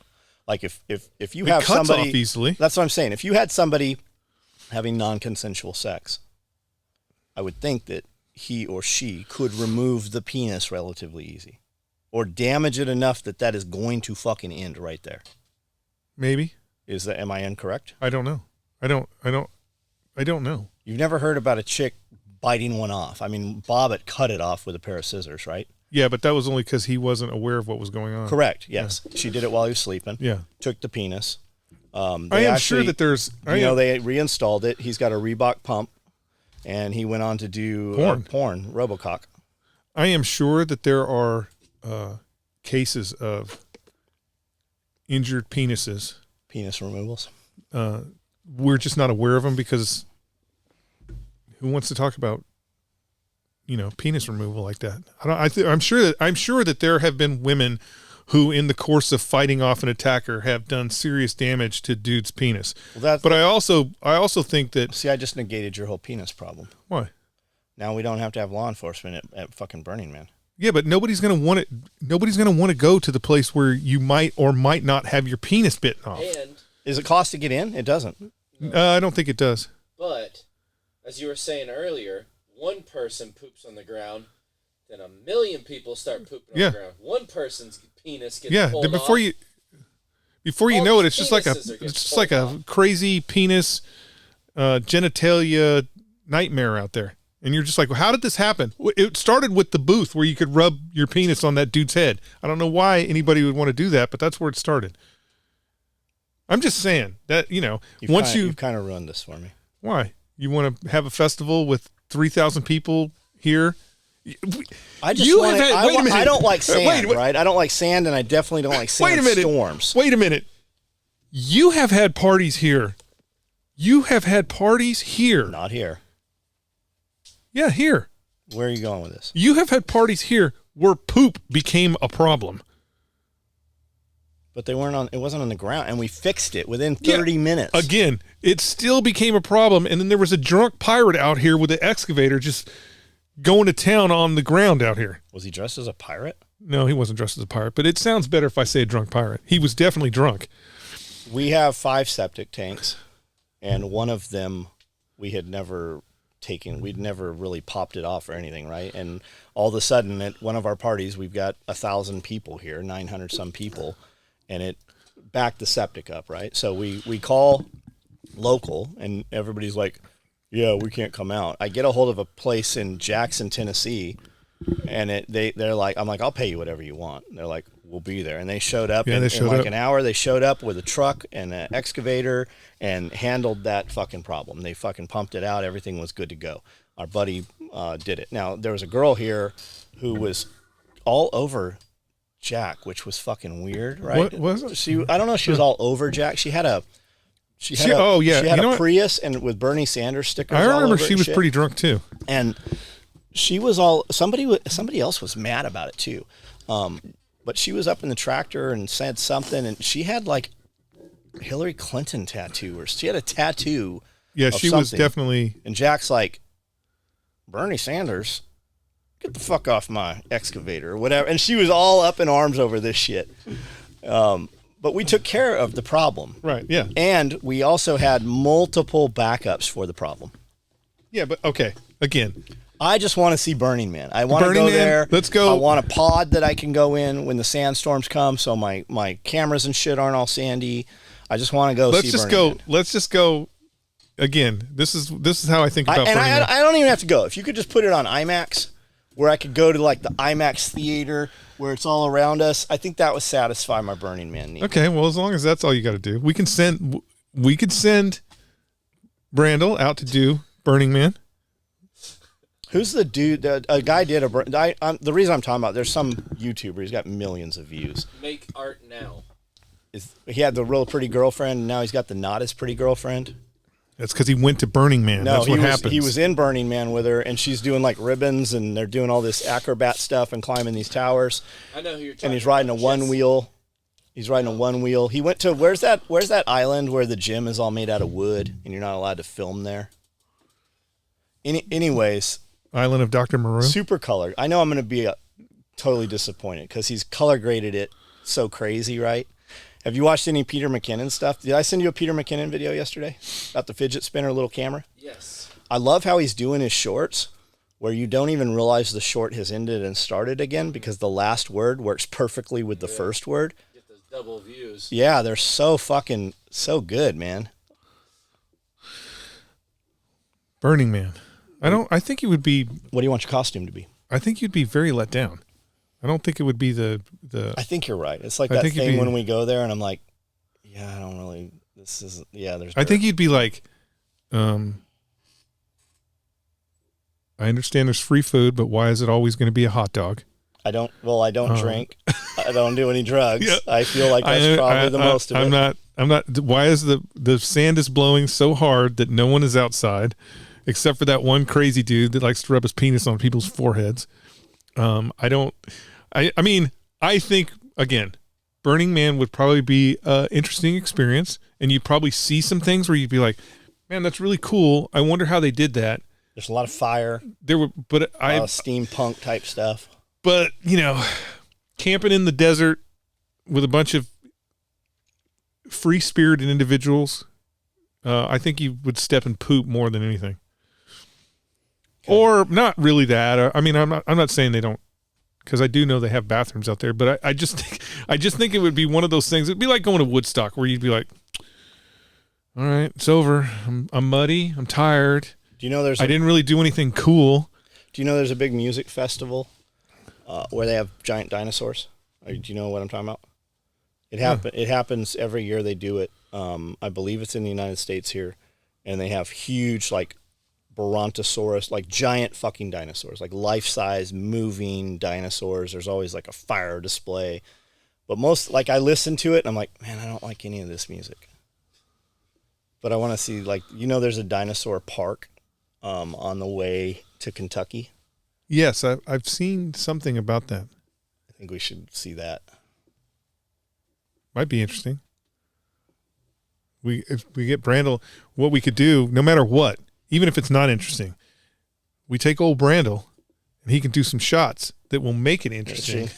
And so we can pretend like we had a really great time, but it's all just his super trickery with the camera. It looks good. It looks good on the internet. Are we going to get there and it's some rundown, like the paint's falling off the dinosaur? I actually hope it is. It'd actually be cooler if it was a little rundown and they were like, yeah, we don't really care what you guys doing there, versus, if it's a damn Magic Mountain where you got to stay on the lines and just to see a fake dinosaur. We were just this weekend. We went to the Oddities Expo in Louisville at the Kentucky Convention Center, I guess. Okay. There's a whole damn amusement park right there. Like, it was closed down, but they had fucking closed down because of the season, or closed down for good? I'm not clear on that, but it looked like Magic Mountain right there. So this place was huge.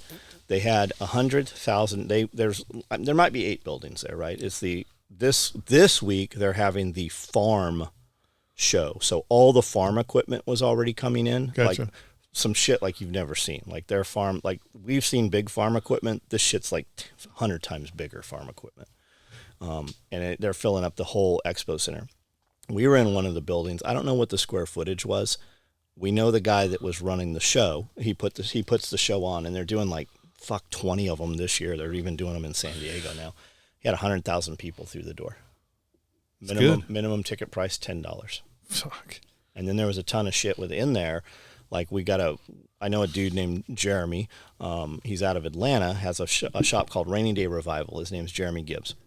Him and his wife run that shop, and they have a sideshow, like a freak show. Mm-hmm. And they've got up a bunch of old Ringling Brother, Barnum and Bailey, like the real Americana freak show stuff. and they have a freak show within there, and it's fucking pretty big size. I didn't go through it. Like, we went in, and I'm like, wow, these aisles are spread out pretty good. Like, you can walk through here. It's not really crazy.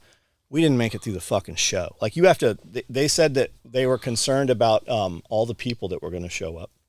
So they wanted you, when you bought your tickets online, to declare a time that you're going to show up. Okay. And they're like, if you can't make it, you can't make it. We're still going to let you in. But we asked that, so 10 o'clock, that's when it opened, right? So we were there when it opened. National Guard was directing traffic at this motherfucker. There were so many people there. Like, we had to park. It probably took 10 minutes, 15 minutes, 10 minutes to walk in. And like, I'm there to buy shit. So I'm like, well, at least we could, like, there were dudes buying moose heads, elk heads. But luckily you could kind of drive up closer and load your shit up, right? So by the time we walked just through the event, it was so fucking packed in there that you could barely move. And I'm like, I'm ready to get the fuck out of here. So it was very cool to see. We bought a few things there. And then we went and did the antique stores and stuff. But it was just fucking awesome to see that this thing has scaled to 100,000 people. And except you didn't get to buy anything, and you wanted to get the fuck out of there because there was 100,000 people. We did buy some stuff, but I don't crowds, right? It's not those aren't my. There's a lot of unbathed people there, right? There's some chicks like complete, and I want to look at them. I want to be like, hey. Can I just stand still? Let me look at you for a minute. Crazy, like, vampire makeup and shit. But they're in, like, their coven, right? There's, like, 7 or 8 of them together. And you know if you look at them, they're going to be like, what the fuck are you looking at? Like, but they're painted up like some shit out of, like, amazing, like, fucking makeup artists and costumes and shit. Then you had a lot of boy girls. Like, you had a lot of, like, I think they were girls becoming boys, like, girls with titties and like little beards and shit. There was like, and not a lot of it, but more than you've ever seen in one place in your life, because they're just, I guess, drawn to the oddity stuff. Blake came in, the guy we buy a lot of taxidermy from. He was in there, and he, like, I couldn't even get up to talk to Blake. They were so fucking busy. He had a giraffe with him, smaller than all these, and he was selling it for, I think it was $4,000, $4,500. It was in the 4,000 range. Which means those have doubled in price. Yeah. Oh, easy. All that shit. Yeah, once you start bringing in 100,000 people. Well, no, that's not. It's just because they put the giraffe on like a not endangered list, but like some hard to watch list or something. Yeah. But it was a good time, man. Louisville's super cool. We went through this. Went to all these antique places, and one of them was like a vintage place. We walked through. And we were buying something, and I just heard a dude talk and sound like he probably owned the place. I'm like, hey, are you the owner? Can we get access out the back so we can move all this stuff without having to bring it all through the store? Can we just pay for it? He's like, absolutely. And then when we went back in, I'm like, hey, can I interview you on camera? He's like, yeah, what are we going to talk about, though? I'm like, we got a YouTube channel, and, you know, we drive around, do all this antique stuff. And he's like, yeah. So then he introduced me. He's like, my partner would be better on video. So we're talking to this chick on video. We're talking to her before video. And she's like, you know what? I'm not very good on camera. You should talk to my husband. He's really good on camera. So I end up with both of them. They're both awesome. And then once we film maybe 10, 15 minutes, off-wise, we talked for another couple hours. And I'm like, hey, do you know anything about this hospital over this abandoned? There's like a ton of big abandoned industry. There's like probably, I don't know, 12, 13 floor ice house. It's like an old fucking ice freezer storage place. It's huge, dude. There's another one that's a feed mill, and it's got just these big, like, conveyor belts, huge conveyor belts, like you could walk across them, and then they just end in the middle of the air. They're just sitting there, like these death trap buildings, and a huge hospital. So I'm asking her, I'm like, hey, do you know anything about it? She's like, I know everything about them. I've been inside them. We went through to see if there was anything in them before they started, you know, they're trying to sell them or refit them or whatever. Turns out she knows. She's like, I'm like, well, we're going to go in them and film. She's like, how are you going to get in there? I go, how do you think we're going to get in there? She's like, hey, whatever, cool, you do your thing, but I have a key. I can get you in the front of all these buildings. That's like, cool. I'm like, well, we'll be back. We'll be back up here to do that. But she's coming. Cool. She's coming down here next week. We're going to meet up with her in Nashville. There's a big, they have a huge antique show that's like actual antiquities and museum shit. at the convention center that usually happens on Valentine's Day right around, but they had it this weekend and we didn't realize it, which is weird because we always get an email from them and shit. Gotcha. We've been every year, but we didn't know it. So it happened 2 weeks early. But next week, they're having 3 shows at the fairgrounds, which will be real. Fairgrounds in Knoxville? Nashville. Oh, Nashville. Nashville. Actual real, like, setup is on Wednesday, but VIP is on Thursday, and then it opens to the public Friday, Saturday.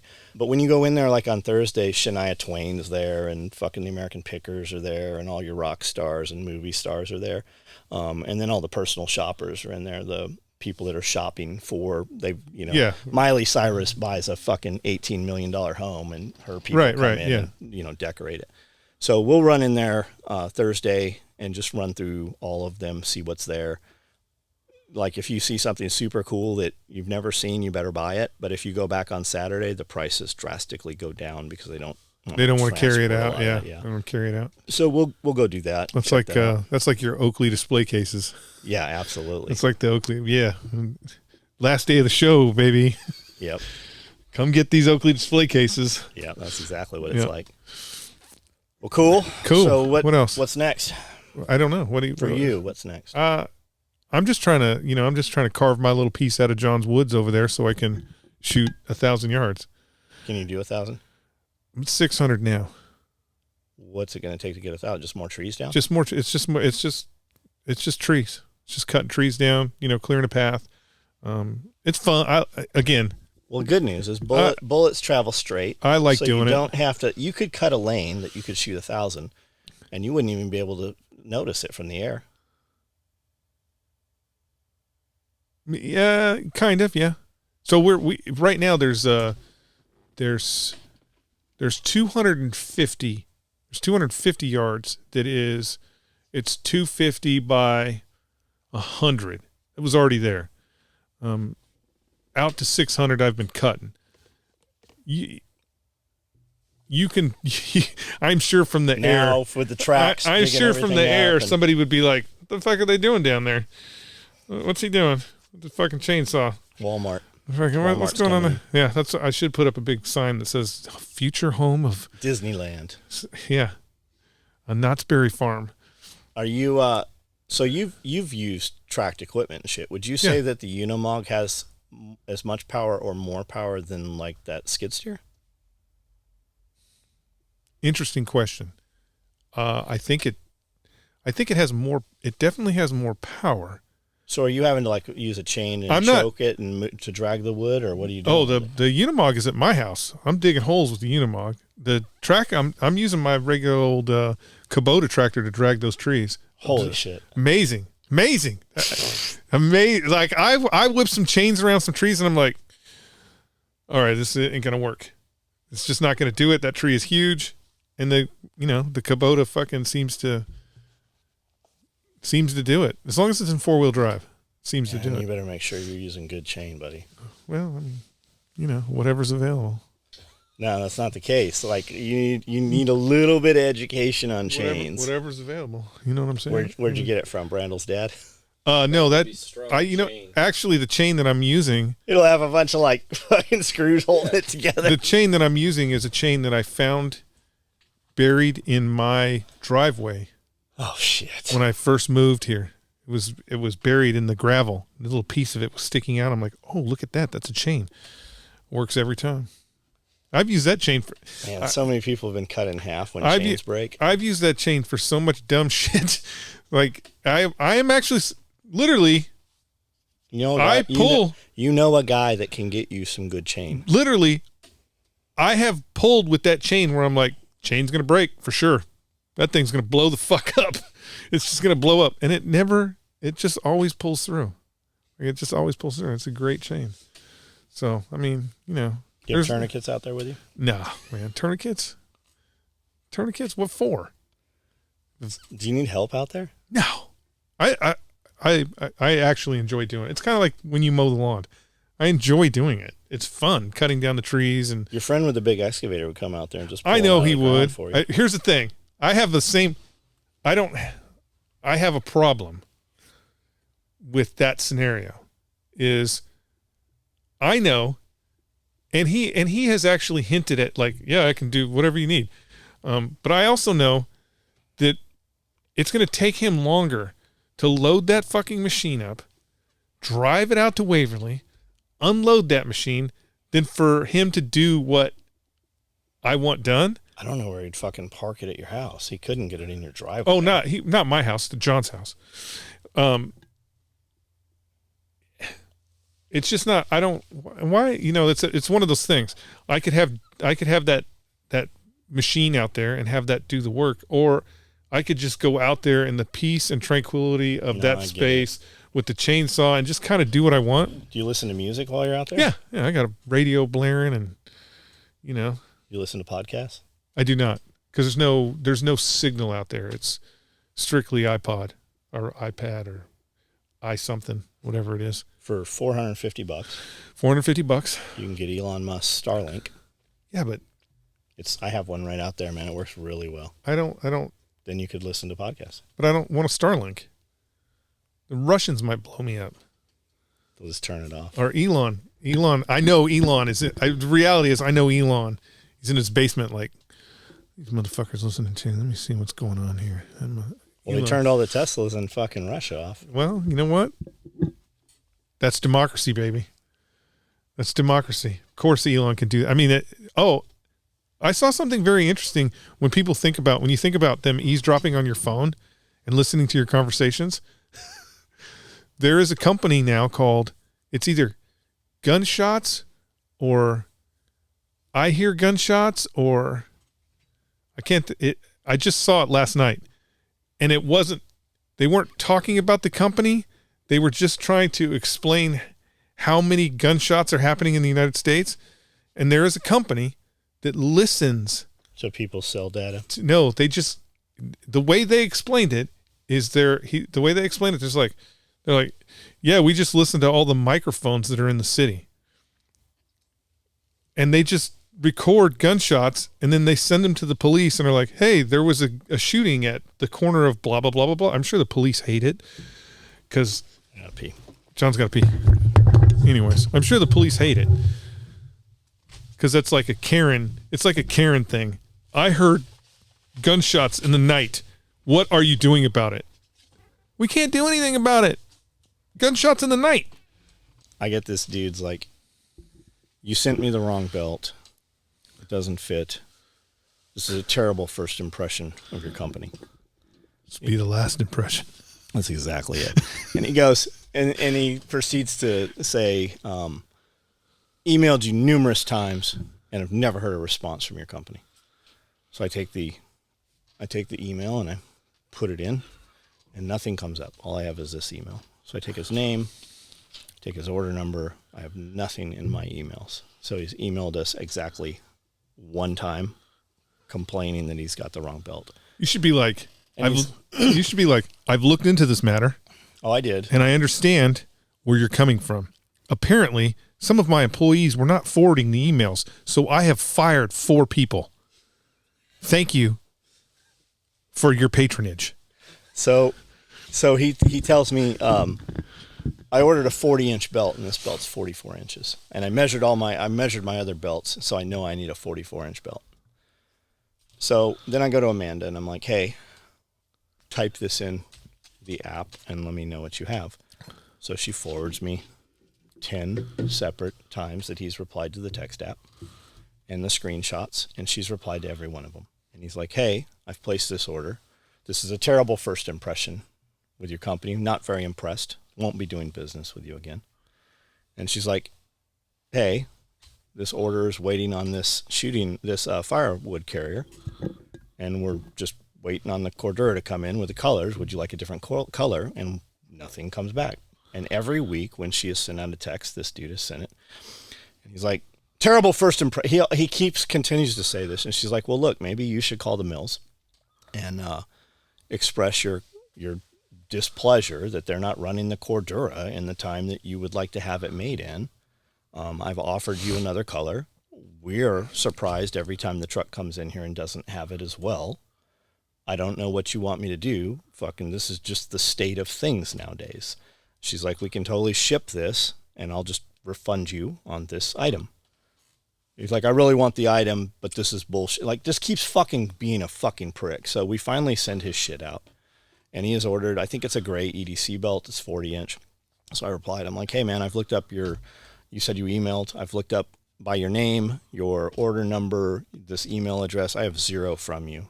I go, now, as far as your belt, you ordered a 40. We shipped you a 40 because he sent a photo with it, and it says it does, in fact, say 40 on it. And I said, you measuring your belt has nothing to do with our size. And I said, this is a cut and paste directly from our website. And it says, if you wear 32-inch pants, order a 32-inch belt, order the same size as the tag. I wear 32s. I built it. I go, so you've ordered the wrong size belt.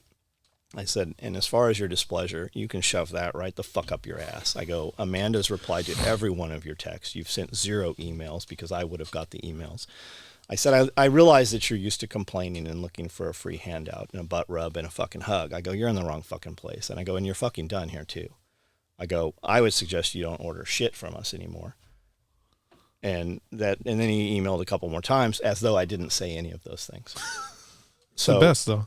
Whatever. I mean, did you make him a 44-inch belt? No. And he replied, I ordered 36 to 40. I go, no, you fucking didn't. I go, that's a category. It's actually 36 to 46, I think is the category. I said, to get a 40, you had to actually drop down the menu and select that 40, item, yeah, because default would have been 36. I go, but in your typical fashion, this is a you problem. I said, if you look in the mirror, you will see the person involved in every one of your problems. I go, I would stop with your displeasure shit. You've literally sent us 6 communications where you've said how you're displeased and you're not ordering anything anymore. So I'm washing my hands and I'm glad to be done with you. I don't know what you expect me. What are you going to do? Not order again? Like, fuck off promptly? Yeah, you're not going to order anyways. I mean, whatever. But I mean, it's just that mentality. Like, how did he get to, like, we're not the first place that's happened at. He's been rewarded by doing this. Yeah. People send him free shit. Hey, keep all that other shit we sent you. We created our own problem. We created our own problem in the early 90s. Yeah, when customers always right. And because of that, Woolworth actually started that. Yeah, because of that, people think that they are actually right even when they're not right. Just like Braziers or whoever it is, the Diamond Company with Braziers or whoever is in charge. Diamonds are forever. Diamonds are a girl's best friend. A man should spend 3 months of his income on a diamond. If you love, otherwise you don't love her, right? They just wove that story, man. Yeah, and because of that, girls think they have to have diamonds, which is weird. Right. It has no intrinsic value other than None. People want to buy them, and they've mined them. They have them. There's a reserve. They just trickle them out. Especially since it's been that it's pretty well known that it's just a restricted market. Yeah. They're restricting the market. So if she wants you really love her, you should sneak in there to the mines and get it yourself, right? Because they're actually x-raying those employees. They actually kill those employees. That's a true love right there. Yeah. That's a true love if you're willing to go get some blood diamonds. Like if you want to get with Leo, go into Africa and get you a diamond, that's some true love right there. Yep. True love. Yep. I mean, imagine we're going to create a mercenary force so I can go to Africa to get my beloved a diamond. It's awesome. I mean, I'm down with that. If we can come up with that kind of structure where I can have a Hind helicopter and a bunch of mercenaries to go get diamonds, it'd be awesome. I feel like you probably can. I mean, can you? There's a little bit of sanction. There's a little bit of sanction that you have to have. It's kind of like Blackwater, right? Blackwater had some sanction because old Darren Prince. What do you mean sanction? You have to have. There's a point where the people who are actually running things give you a little wink where they're like, yeah, go ahead. Right. Money. Yeah. Well, not necessarily money because you don't really need money. It's kind of like when Saddam Hussein invaded Kuwait. Like he basically got on the phone and was like, hey man, I'm going to invade Kuwait. And we were like, whatever. That's some Middle East shit. And then he moved all his troops to the border. He's like, hey man, I'm going to invade Kuwait. We were like, whatever. It's okay. Whatever. Do what you want to do. Like we gave him the wink and then he invaded Kuwait. Like there's that little bit of power wink that you need before you go do that. How long was he in there before we went in there? Oh, we were doing it was close to a year because we did a 6-month train up before we even went back into Kuwait. So, I mean, Saddam Hussein. Yeah, before we went after him. Weapons of mass destruction. And again, 1,000 points of light. Basically, it was we gave him the wink. He invaded Kuwait. Because we wanted him to. Yeah, of course. We had a reason to go. And so we had a reason to steal all the gold and the Stargates. I don't probably Stargates. I don't know about gold. We don't really give a shit about gold anymore. It was more of a flex. But didn't a plane load of gold come out of there? Oh, Jesus, more than that. Like Saddam had. Who do you think ended up with that? Like, where does that land in the United States? It doesn't come into the United States. It doesn't come into the United States. We basically, what happens is our government steals money from those governments and then redistributes that money to fight insurgencies across the world. So, you know, you mean 10%. It's the like, other well, no, 90% that's what I'm saying. Goes to our politicians. It's like asset forfeiture, really. So they'll asset forfeiture a bunch of cash. Like an example is 1-7 was in the 1st Battalion, 7th Marines was the initial push. So they were part of the initial invasion. They had 20 Marines guarding 5 tons, so 5-ton trucks with pallets of $100 bills that Saddam had squirreled away in the back of these trucks. Millions and millions of dollars. They drove those trucks to the airport. The Marines got off of those trucks and dudes in civilian clothes took over. Now, they didn't fly that money back to the United States. They parked it in some fucking CIA holding facility, and they have been paying bad guys all around the world to do bad guy shit. And I'm sure that there was a kick up, right? Whoever the director of the CIA at the time was like, hey, let me get a couple of them. You ain't gonna miss a pal. I mean, they had again a C-130 flew in, a C-130 full of $100 bills flew into Iraq, and the money was never seen again. You know, we were doing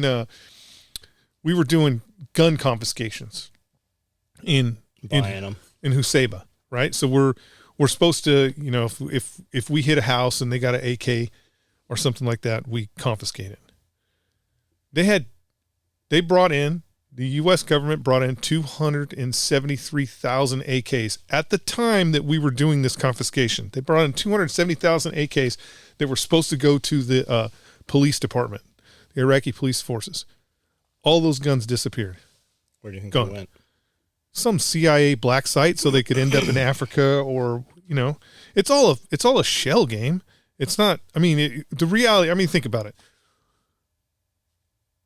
If we wanted to know where any of this shit was going, we could tag it to understand where that shit was going. Where did they all originate from?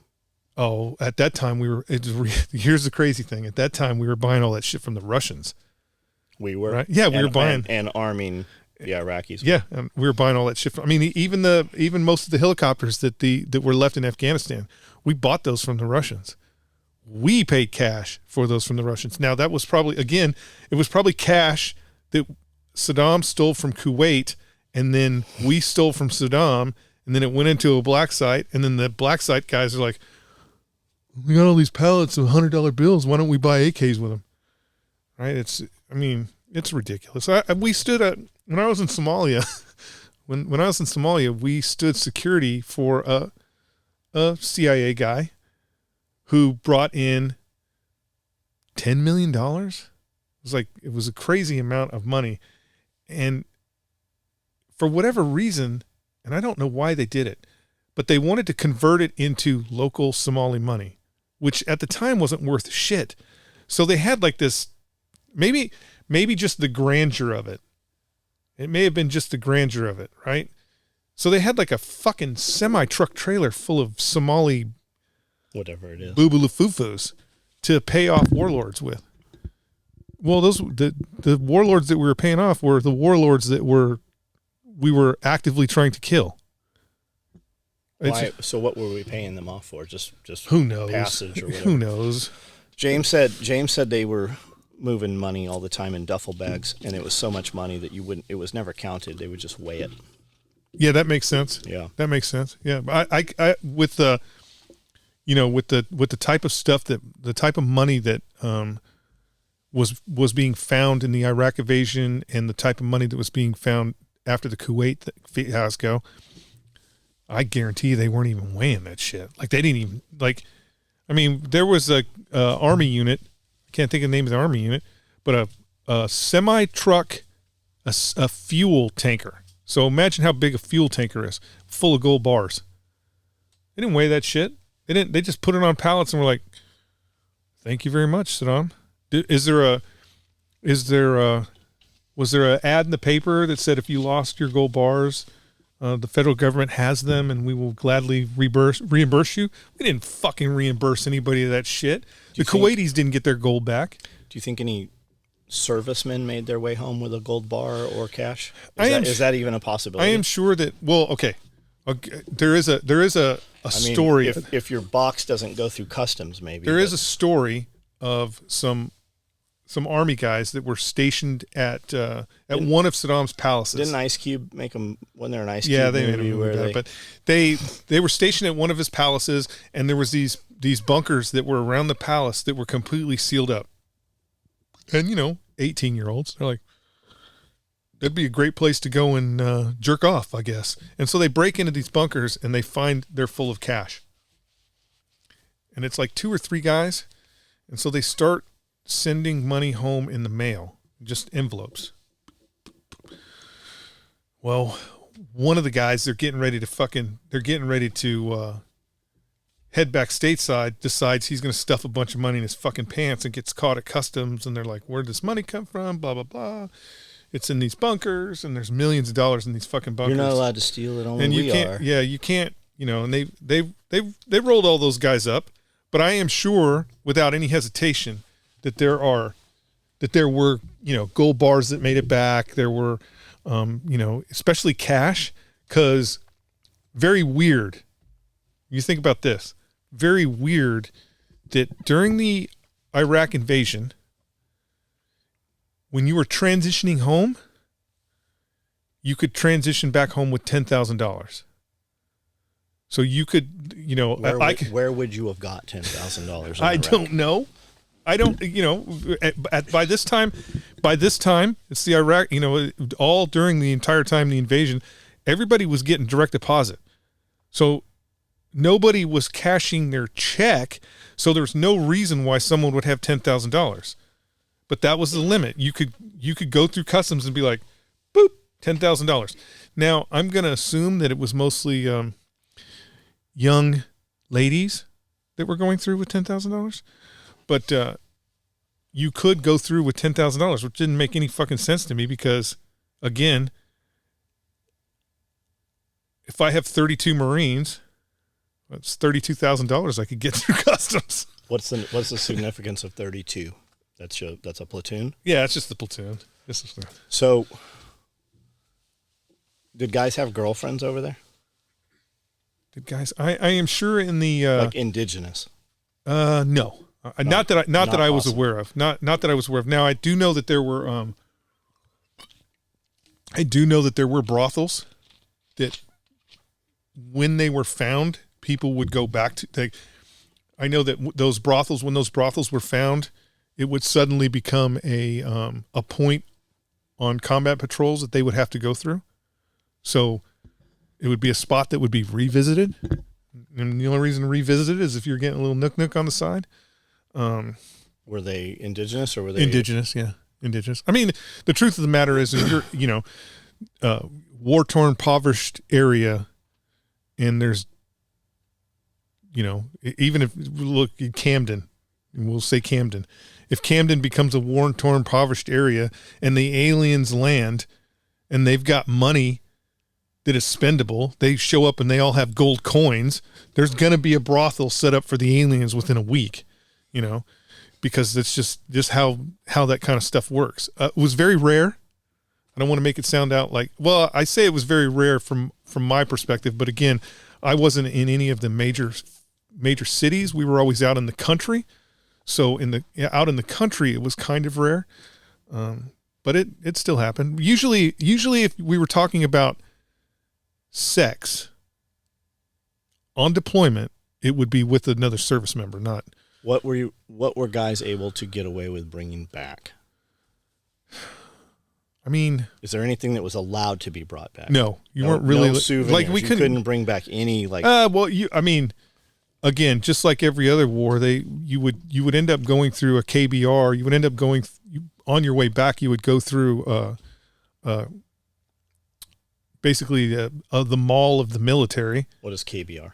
It's the civilian contractors that bring KBR. Okay, Domino's Pizza to the battlefield, and you would go through there, and they would have trinkets and stuff that you could buy. You could buy trinkets and stuff. I mean, you could buy if you had the usual tourist stuff, you could take back. Like the one thing that I thought was interesting that they let us take back, just from a federal crimes issue, is if you bought movies over there, they were all bootleg movies. Yeah. So all of them were bootleg. But everybody's coming back with these books filled with just bootleg movies.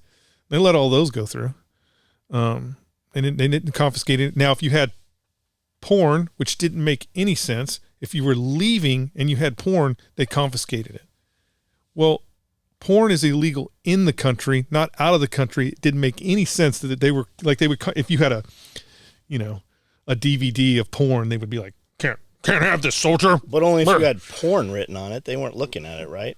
No, they would actually open your But they weren't checking them. They weren't. No. So if you had Little Mermaid written, if you had, and I'm talking about an actual porn with the label on it, kind of it's like Anal Sisters Part 10 or something on there.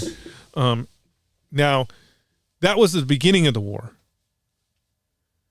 I guess I don't know if it just became a problem that the Department of Defense was like, we got to figure out a way to make this not the thing. Or they were probably confiscating too much porn, and somebody was like, this is a bad look for the military if we're confiscating all this porn. That's my guess. Because then they just started downloading it on the SuperNet, so it was on the classified net, and when you got into country, you went to your Lance Corporal up there controlling and you'd be like, hey man, what movies do you want? What movies do you got? And they would have, every movie that you can think of. And they'd be like, he'd be like, give me a thumb drive. I'll download the movies that we have on the SuperNet. And it would be current movie. It would be everything. And none of them were bootleg. They were like original copies. And you'd give him the thumb drive, and then he'd look at you. And he'd be like, you want the porn? You're like, what? You got porn on there? We've got all the porn on here. And literally, they would have fucking terabytes of porn that they could download on your thumb drive, and that was all on the classified net. Now, it was in country, so it would just get kept, it would kept getting added to. So, like, the movies were always the newest movies, and I mean, it was crazy. But yeah, you could get. So when could you bring guns back from Vietnam? Did guys brought guns back from Vietnam? Yeah, right? there was they actually had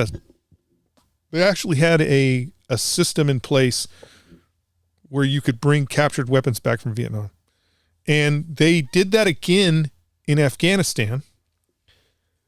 But they did it again in Afghanistan, where they were allowing people to bring back guns from Afghanistan, but the gun had to have a historical, significant place in history, right? So you couldn't bring an AK-47 back, but if you found a Henry Martini rifle that dated to the 1800s when the British were there, you could bring like a curio or you could bring a curio. You could get a curio. You could get a captured tag for a curio relic, but you couldn't bring any legit stuff back. What about this time, like Afghanistan? No, you can't bring any. You can't bring any of that stuff back. Is there a way that a person could have? Oh yeah, I mean, how would they do it all the time? How would they do that? It just depends on who you're with and where you're. You just hide it inside a tank or something. Well, I mean, it just depends. Like, so they did. I know that they found pistols in a Humvee gas tank. I don't know how they did. I don't know how they found that, because again, it's just the thing is the enormous amount of equipment that has to go back and forth to really search all that equipment. Is like they're, you know, when they're doing the custom inspection before you get on the flight back home, they're really only finding things that are just blatant, right? So you gotta, someone told on them. You gotta, no, because it's got to be something blatant. When you get to customs, the reality is when you get to customs, there's really no time, because you have a time window when you have to be on board that aircraft, and everybody in the battalion has to be through that customs in that allotted time. So they don't have a lot of time. Like, example would be sniper platoon. I've got 40 hard cases of camera equipment, Barrett 50 cal, sniper rifle, all in hard cases. Custom officials just like, open them up. We open them all up. They don't look. They just look to make sure. The reality is, they have been showed a card of what foreign weapons look like an AK-47, all that shit. That's what they're looking for. They're looking to see if one of those cases has an AK in it. Doesn't have an AK in it. So you could just pull the foam out, put an AK, put the foam. Yeah, back. they never, because there was no time. And then like my cases, all my hard cases, they didn't even go through X-ray screening. They had it's just crazy, because it's, again, everything is based off time. They don't have time. So they had a window, they had a door over here, a small door that they had one of my Marines run through the building, take all his stuff. So he took all his stuff through the building, didn't go through customs. And they're like, have him open that door and we're going to push all these cases through. And so we pushed all the cases through. And so technically the cases are now cleared from customs because they went around customs. I mean, a custom agent did look at the stuff, but like, example would be this. If you had, let's say you, for whatever reason, you have an extra Barrett 50 cal, or you have an extra M16, or you have an M60, even an M60 machine gun, even though we weren't using them, but a 240 Golf. There was nothing to say, is the rifle that you're carrying the rifle that you're issued? Get through. Like, I took my M16 and put it on the fucking conveyor belt, and they X-rayed it. I still had my pistol. They didn't even check that, and I walked right on through. So I could have technically had an Iraqi pistol, but did you guys have sea bags, like duffel bags? Yeah, but so basically how it works is you get your certain window when your platoon or your company has to be there, and all large things are all hard case stuff has to be inspected by an agent. Navy guys is what they were using at the time. And so they come and they look in your cases to make sure you don't have no crazy shit in there. And then those go on the other side of the wall. And then you go down to single line. So we're Knott's Berry Farm style, down to a single line. They have an X-ray machine. You put all your rucksack, your fucking sea bag, all that shit on that conveyor belt, including your rifle. I don't know why they did that. And then it goes through the X-ray machine. You walk to the other side, you pick up all your bags, you go to a table, and there's a Navy guy waiting there. It's a big circus tent. There's a Navy guy waiting there. You dump all your shit on the table, and he goes through and looks at what you can and what you can't have. They grab any surprising shit out of those guys' stuff? Anything surprise you? You know the little folding chairs? Like that you sit on, look like little cots? Yeah, like it looks like a little cot. Yeah. Fucking huge pile of those.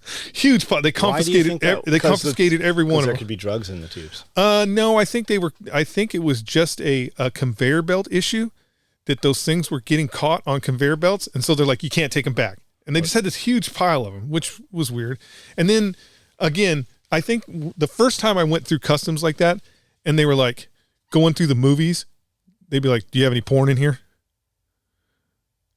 I think that was I was like, we're going back to America. Why would that matter?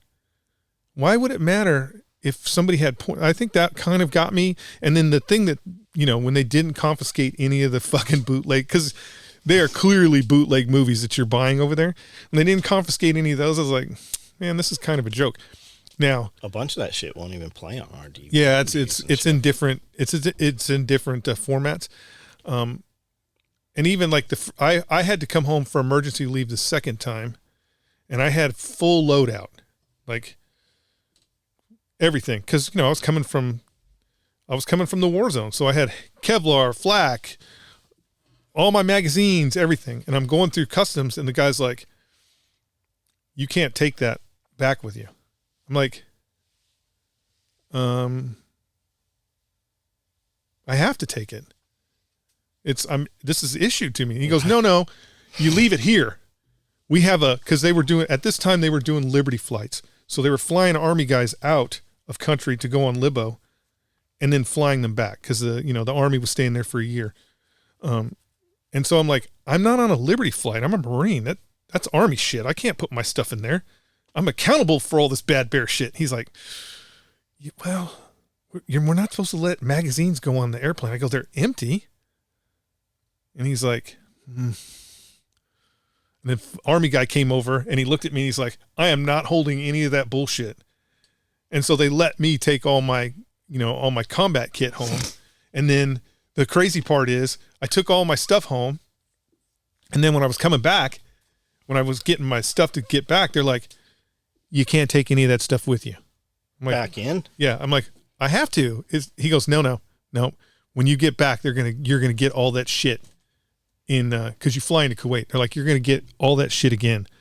You can't take any of it with you. I'm like, are you sure? Yeah. So you wouldn't hold it on the way out. What are you going to do with it on the way in? Are you sure they're going to give it all back? And they did. So, you left, all that stuff got left in 29 Palms, got back into Kuwait, and you get into Kuwait and it's really service for the Army. It's not, nothing is really ever set up for the Marine Corps because Marines are supposed to live in the desert and never do it and just, eat MREs and shoot bad guys. So when you get there, you're either talking to an Air Force person or an Army person. And they're like, we don't have helmets in that color. They're just like, how did you get here? That's the big thing that they're always like, why are you, they're always, cause I'm in a tent in was I in Kuwait? I don't remember where, but I'm in a tent with 32 Army guys and I'm the only Marine. And everybody's like, how did you get here? Where are you going? We don't, and finally, like, I think I'd been in this tent camp for a week, and finally some gunny found me walking around, and he's like, where are you supposed to be? I said, I'm with 1-7. We're up in Haditha. And he's like, well, you ain't ever going to get out of here. You know that. And so he worked out a thing where I was able to take I got on a motorcycle and it took me to a certain place. And then they put me in a fucking, a van. And then the van took me to some airfield where they had like a biplane that flew real low, but didn't land. And I had to jump out and do a roll. And there were some Marines there that were like, where the fuck did you come from? And I'm like, oh, well, it's a long story, but I'm here. So Ben was in the airport when Jay was in the airport. He's like, hey, man. And they got to talking and shit, hung out for a little, because everybody was like locked down in the airport or whatever. Right. Ben wasn't there on their contract. Ben was there doing something else. Yeah. Ben's like, hey, let me go with you guys. And he went, and that's how he met Yeager. Like, that's how they met. They were not there on the same contract. He somehow got on a different contract airport with that crew. And it's a little, the truth of the matter is Wild West back then. Once you get in, even when it was pretty established, once you get in country, it is a little wild West. It's especially if you're not in your group, like if you're, it's one thing when they move a battalion, a whole battalion, there's the logistics and all that. But if for some reason you were coming before the battalion, or you're you're coming after the battalion, it is pretty much planes, trains, and automobiles, and you have to figure out how to get there because nobody's looking for you. Like, the battalion is never. Is it dangerous for you? No, it's just frustrating because it's hard to because you want to get to a specific place, and they're like, if you got on a motorcycle with a fucking indigenous person, is that dangerous that you're a fucking white dude? Oh well, yeah, that's super dangerous. But it's just frustrating in the sense that you're like, okay, I know that there are planes going into wherever every day. I need to get on one of those planes to get to the place, and then because of the way military logistical support works. They're like, okay, check it out. We can't get you on that plane, but we can get you on this bus that will get you over here to this place that will get you on a plane. And so it's kind of like in doing flights to, like, you want to do a flight to Florida, but you got to go to Detroit first. That's the way it is. And you end up on all kinds of fucking different aircraft, and every aircraft, they're always like, where are you going? We're not going there, right? We're going over here. And you're like, yeah, but when I get over there, I'm going to get on this thing, and it's going to take me. And he goes, are you sure? Because we're not going to bring you back, right? You know that. And so you end up going on all these crazy events that take you all over. Is nobody looking for you? No. This is going on. No, when an infantry battalion hits the streets, right? When they hit the streets, like when you went home on emergency leave. What would have happened if you just didn't come back? Well, they actually, the crazy thing is when I got to 29 Palms, you have to check into the. This is when you went back emergency leave. You had to check in 29. You have to check in because that was my parent base. I had to check into 29 Palms, tell them what was going on, why I had to go do what I had to do, and then all that. The staff sergeant who was running the family readiness program, I'm like, it's only going to take me 2 weeks. I'll get this shit done. It'll be squared away, and then you can send me back. And he's like, bro, you're back in the States. Relax. You may not even go back. I go, no. I want to go back. I don't want to do what I'm doing right now. I want to go back. I'm going to get this done in 2 weeks. And he's like, I've already talked to Sergeant Major. You're good. You don't have to go. I go, I'm going to be done in 2 weeks. And so I take care of what I do, and I come back, and he's like, well, you want to stay here and help me? I could use some help. I'm like, no, I didn't join the Marine Corps. I'm doing what I love. I want to go back to Iraq. And he's like, well, I've talked to the regimental sergeant major, and he says it's no big deal, that no one, you're good. You'll be the first guy that's ever gone back. You're good. You can stay here. And so it ended up having to go talk to the regimental sergeant major, and I can't remember what I told him, but I told him some, big picture shit on why I have to go back. And he's like, fuck it. If you want to go back, you can go back. And so they sent me back, but they list in the comments if you can just use your wild imagination what the emergency leave was. We're not going to tell you right now, but let's see what you guys come up with. And so I end up going back, and again, even when I got back, they were like, we didn't think you were going to come back. Right. So I could have literally, in theory, I could have flown back into Kuwait, moved up into Iraq, never linked up with my battalion. They would have not known that I was back. So there would be no reason to look for me going, they wouldn't. The reality is the battalion wouldn't be like, hey, where's the Scaldron, until they got back to CONUS. They would be like, anybody seen him? Came back on emergency leave. And then then they would be like, we sent him back to Iraq. Right? Nobody's actually really looking for you. Any weird shit just like show that? up. You ever hear of any shit like that happening where they lose a guy? Oh yeah, it happens all the time.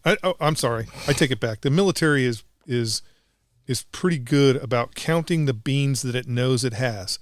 But, they had we had a battalion come out to 29 Palms,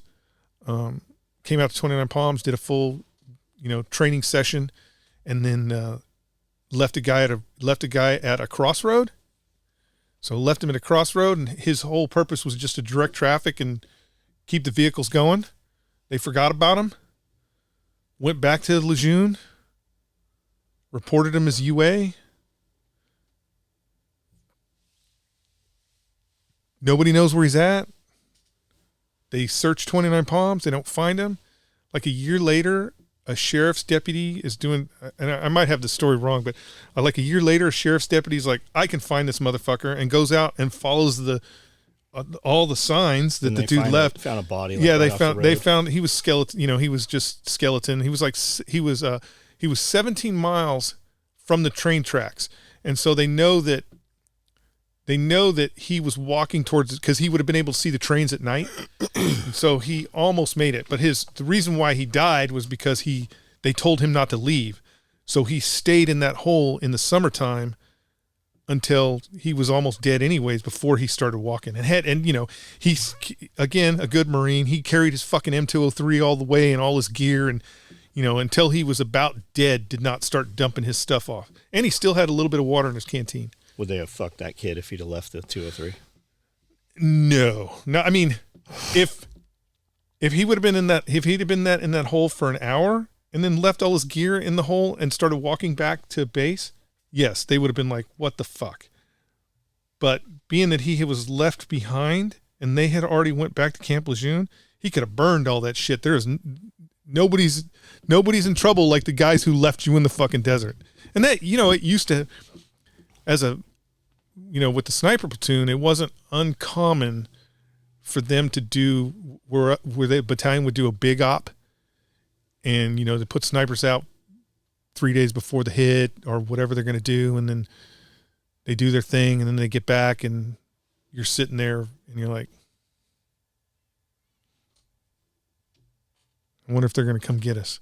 I mean, we've had to walk out before, where we're just, okay, it'll just be easier for us to walk out than wait and see if anybody gives a shit. I mean, that it does happen, but it doesn't happen that often. The military is pretty good about counting the stuff that's right in front of them. Now, it's hard to keep track of things that are bouncing all over the universe. So, you know, when you send me back for emergency leave, it's not like I'm calling the sergeant major at 17 and be like, okay, sergeant major, I made it. I'm here. I'm going to go. I'll be gone for 2 weeks. In 2 weeks, I'm going to call you back. You don't. Nowadays you could, though. In theory, you could now, but the sergeant major would be like, why the fuck are you calling me? This is some family readiness bullshit. Because, you know, the family readiness officer is supposed to be like, Staff Sergeant Scalderon made it to Conus. Staff Sergeant Scalderon is doing this. But it just, in the big scheme of maneuvers, like your sergeant major, the reality is the sergeant major is, it's what's more important, right? If he gets the memo that says I'm in Conus, he can completely forget about that, because there's a whole nother chain of command that's supposed to be watching what I'm doing, and now he can concentrate all the things that are really important, right? Did you ever hear of any guys going missing while deployed in Iraq? No. I mean, Bergdorf Boo is the only one I ever heard of going. Is that the guy that went over to the other side? Yeah, he's the only one I've ever heard of going missing. But I'm sure it's happened. What was he thinking? Probably young, scared kid who thought maybe that the grass was greener on the other side of the wall. You know, was he locked down somewhere? He just left from guard duty. It wasn't like he was. No, I mean, is he in custody? Leavenworth or something? No. We traded some real fucking bad guys. We traded some legit bad guys to get him back, and they, you know, I think under Obama they sent him home. I mean, you know, he probably lost his VA benefits, but that's about it. Wild. Yeah, some guys actually, there were dudes that actually got killed going to find them, because they actually initially they thought he got snatched up. Did we have anyone snatched up? Like, you didn't hear anything about POWs. I am sure that there had to have been situations where people got snatched up. Like you just heard all kinds of shit about, you know, NVAs snatching up and POWs Vietnam, but you didn't hear any of that about any of the other after that. I mean, for this war, no. I didn't hear of anybody being we're just snatched. better, or because they're just not capable of it? Well, they really only want to kill us. So, you know, what's the spam? Potential could be spam. ham. I never see this phone ring because it doesn't work inside the building. Yeah, I mean, I'm sure if somebody out there that has nothing better to do wants to search, that somebody had to have been snatched, because there's always opportunity. Other than I'm thinking pilots. That's what I'm thinking. I'm thinking a pilot or two that got snatched up, but outside of the first Gulf War, when Jessica Lynch got snatched up, I don't know of any big POW or whatever you want to call it, because they were pretty big about killing dudes. So I would think I would have seen a video of Specialist Johnson being decapitated, but I'm not saying it didn't happen, because it may very well happen, just not in my theater. Got it. Yeah. You don't get captured. You just don't get captured. It's never a good outcome. All right. Leave them something to think about till next week. Don't get captured. Don't get captured. And use your vajankle. And if you have a weather balloon that you can put some really good solar panels on, let it fly. Let it fly. There is a whole wing of F-22 Raptor pilots that are just frothing at the bit. First combat engagement. Yeah, to get a balloon painted on the side of their aircraft. So did they really paint that balloon on? Is that real? I saw it. It's got. I don't know if it's real. I don't know if the Air Force would let them do that anymore. Well, no, I think they can still put kills on their aircraft. I just don't know if the political climate would be right for them to put the balloon on there. But damn, if I was that pilot, I'd be like, paint that motherfucking balloon right on there. You know how much money we just spent? They're not allowed to have nose art anymore. You know what's crazy? What's the crazy part about that whole thing is Do you see how many birds were up there? We used the most expensive aircraft we have. It fired the most expensive missile we have, and we literally a sidewinder. We literally could have captured that balloon and brought it back down to Earth. That's what I go. Why don't we just? It's coming down, right? So why don't we just fly 2 helicopters with a net? We could have. You see them catch dinosaurs all the time that way. They literally could have captured that balloon and brought it down intact. Which makes me think that the Chinese were like, yeah, go ahead and shoot it down. Gave Biden permission. Because their whole bullshit about, we're afraid that pieces of the balloon might fall on somebody and kill them. Look, they have a plan right now. They have a plan right now in the Pentagon to shoot down every fucking commercial airline in the United States. They don't give 2 shits about where that debris is falling. Correct. They're not like, oh God, it might kill a farmer in Kansas. They don't give a shit. No. Come on. Yeah. Fucking crazy. I kind of think what they were doing. Honestly, I think the reason why the balloon got to fly all the way across the United States is because it was very boo-boo, and that we were we were intercepting everything that was going to the balloon, or what the balloon was actually doing. We were intercepting that data. And basically, I think that, the CIA again, or who said it? The NSA was like, don't blow the balloon up. We want to find out what they're trying to find out here. Let's just let it go, and we will listen to the goddamn thing. So and then we'll tell you. Apparently it did fly over a bunch of nuclear facilities and shit. Yeah. And there is word, and there is actually video that it was shot down over way further west, as though this is actually a different balloon. Well, apparently there's another balloon. There is right now in the air over balloon. Central America somewhere. There's another balloon. So, but that also could be the law of averages. So like when the Japanese were trying to burn down the forests in Oregon, they released like 1,200 balloons, and I think 4 or 5 of them made it. So that could, same thing with China is, if you want a non-controlled balloon to fly over the United States, it's probably better that you throw a bunch of them up in the air and see what happens. Are they throwing Miley under the bus? Did I hear something about that? Oh, fucking Miley. They're turning on Miley. Miley. They should turn on that goddamn traitor. He is the fucking Benedict Arnold of the United States. Miley, they should drag his ass, they should drag his fat ass, non-PFT fucking ass out in the streets and tar and feather his ass. I mean, he should be gone. He is a goddamn traitor to this country. So did I hear that correctly?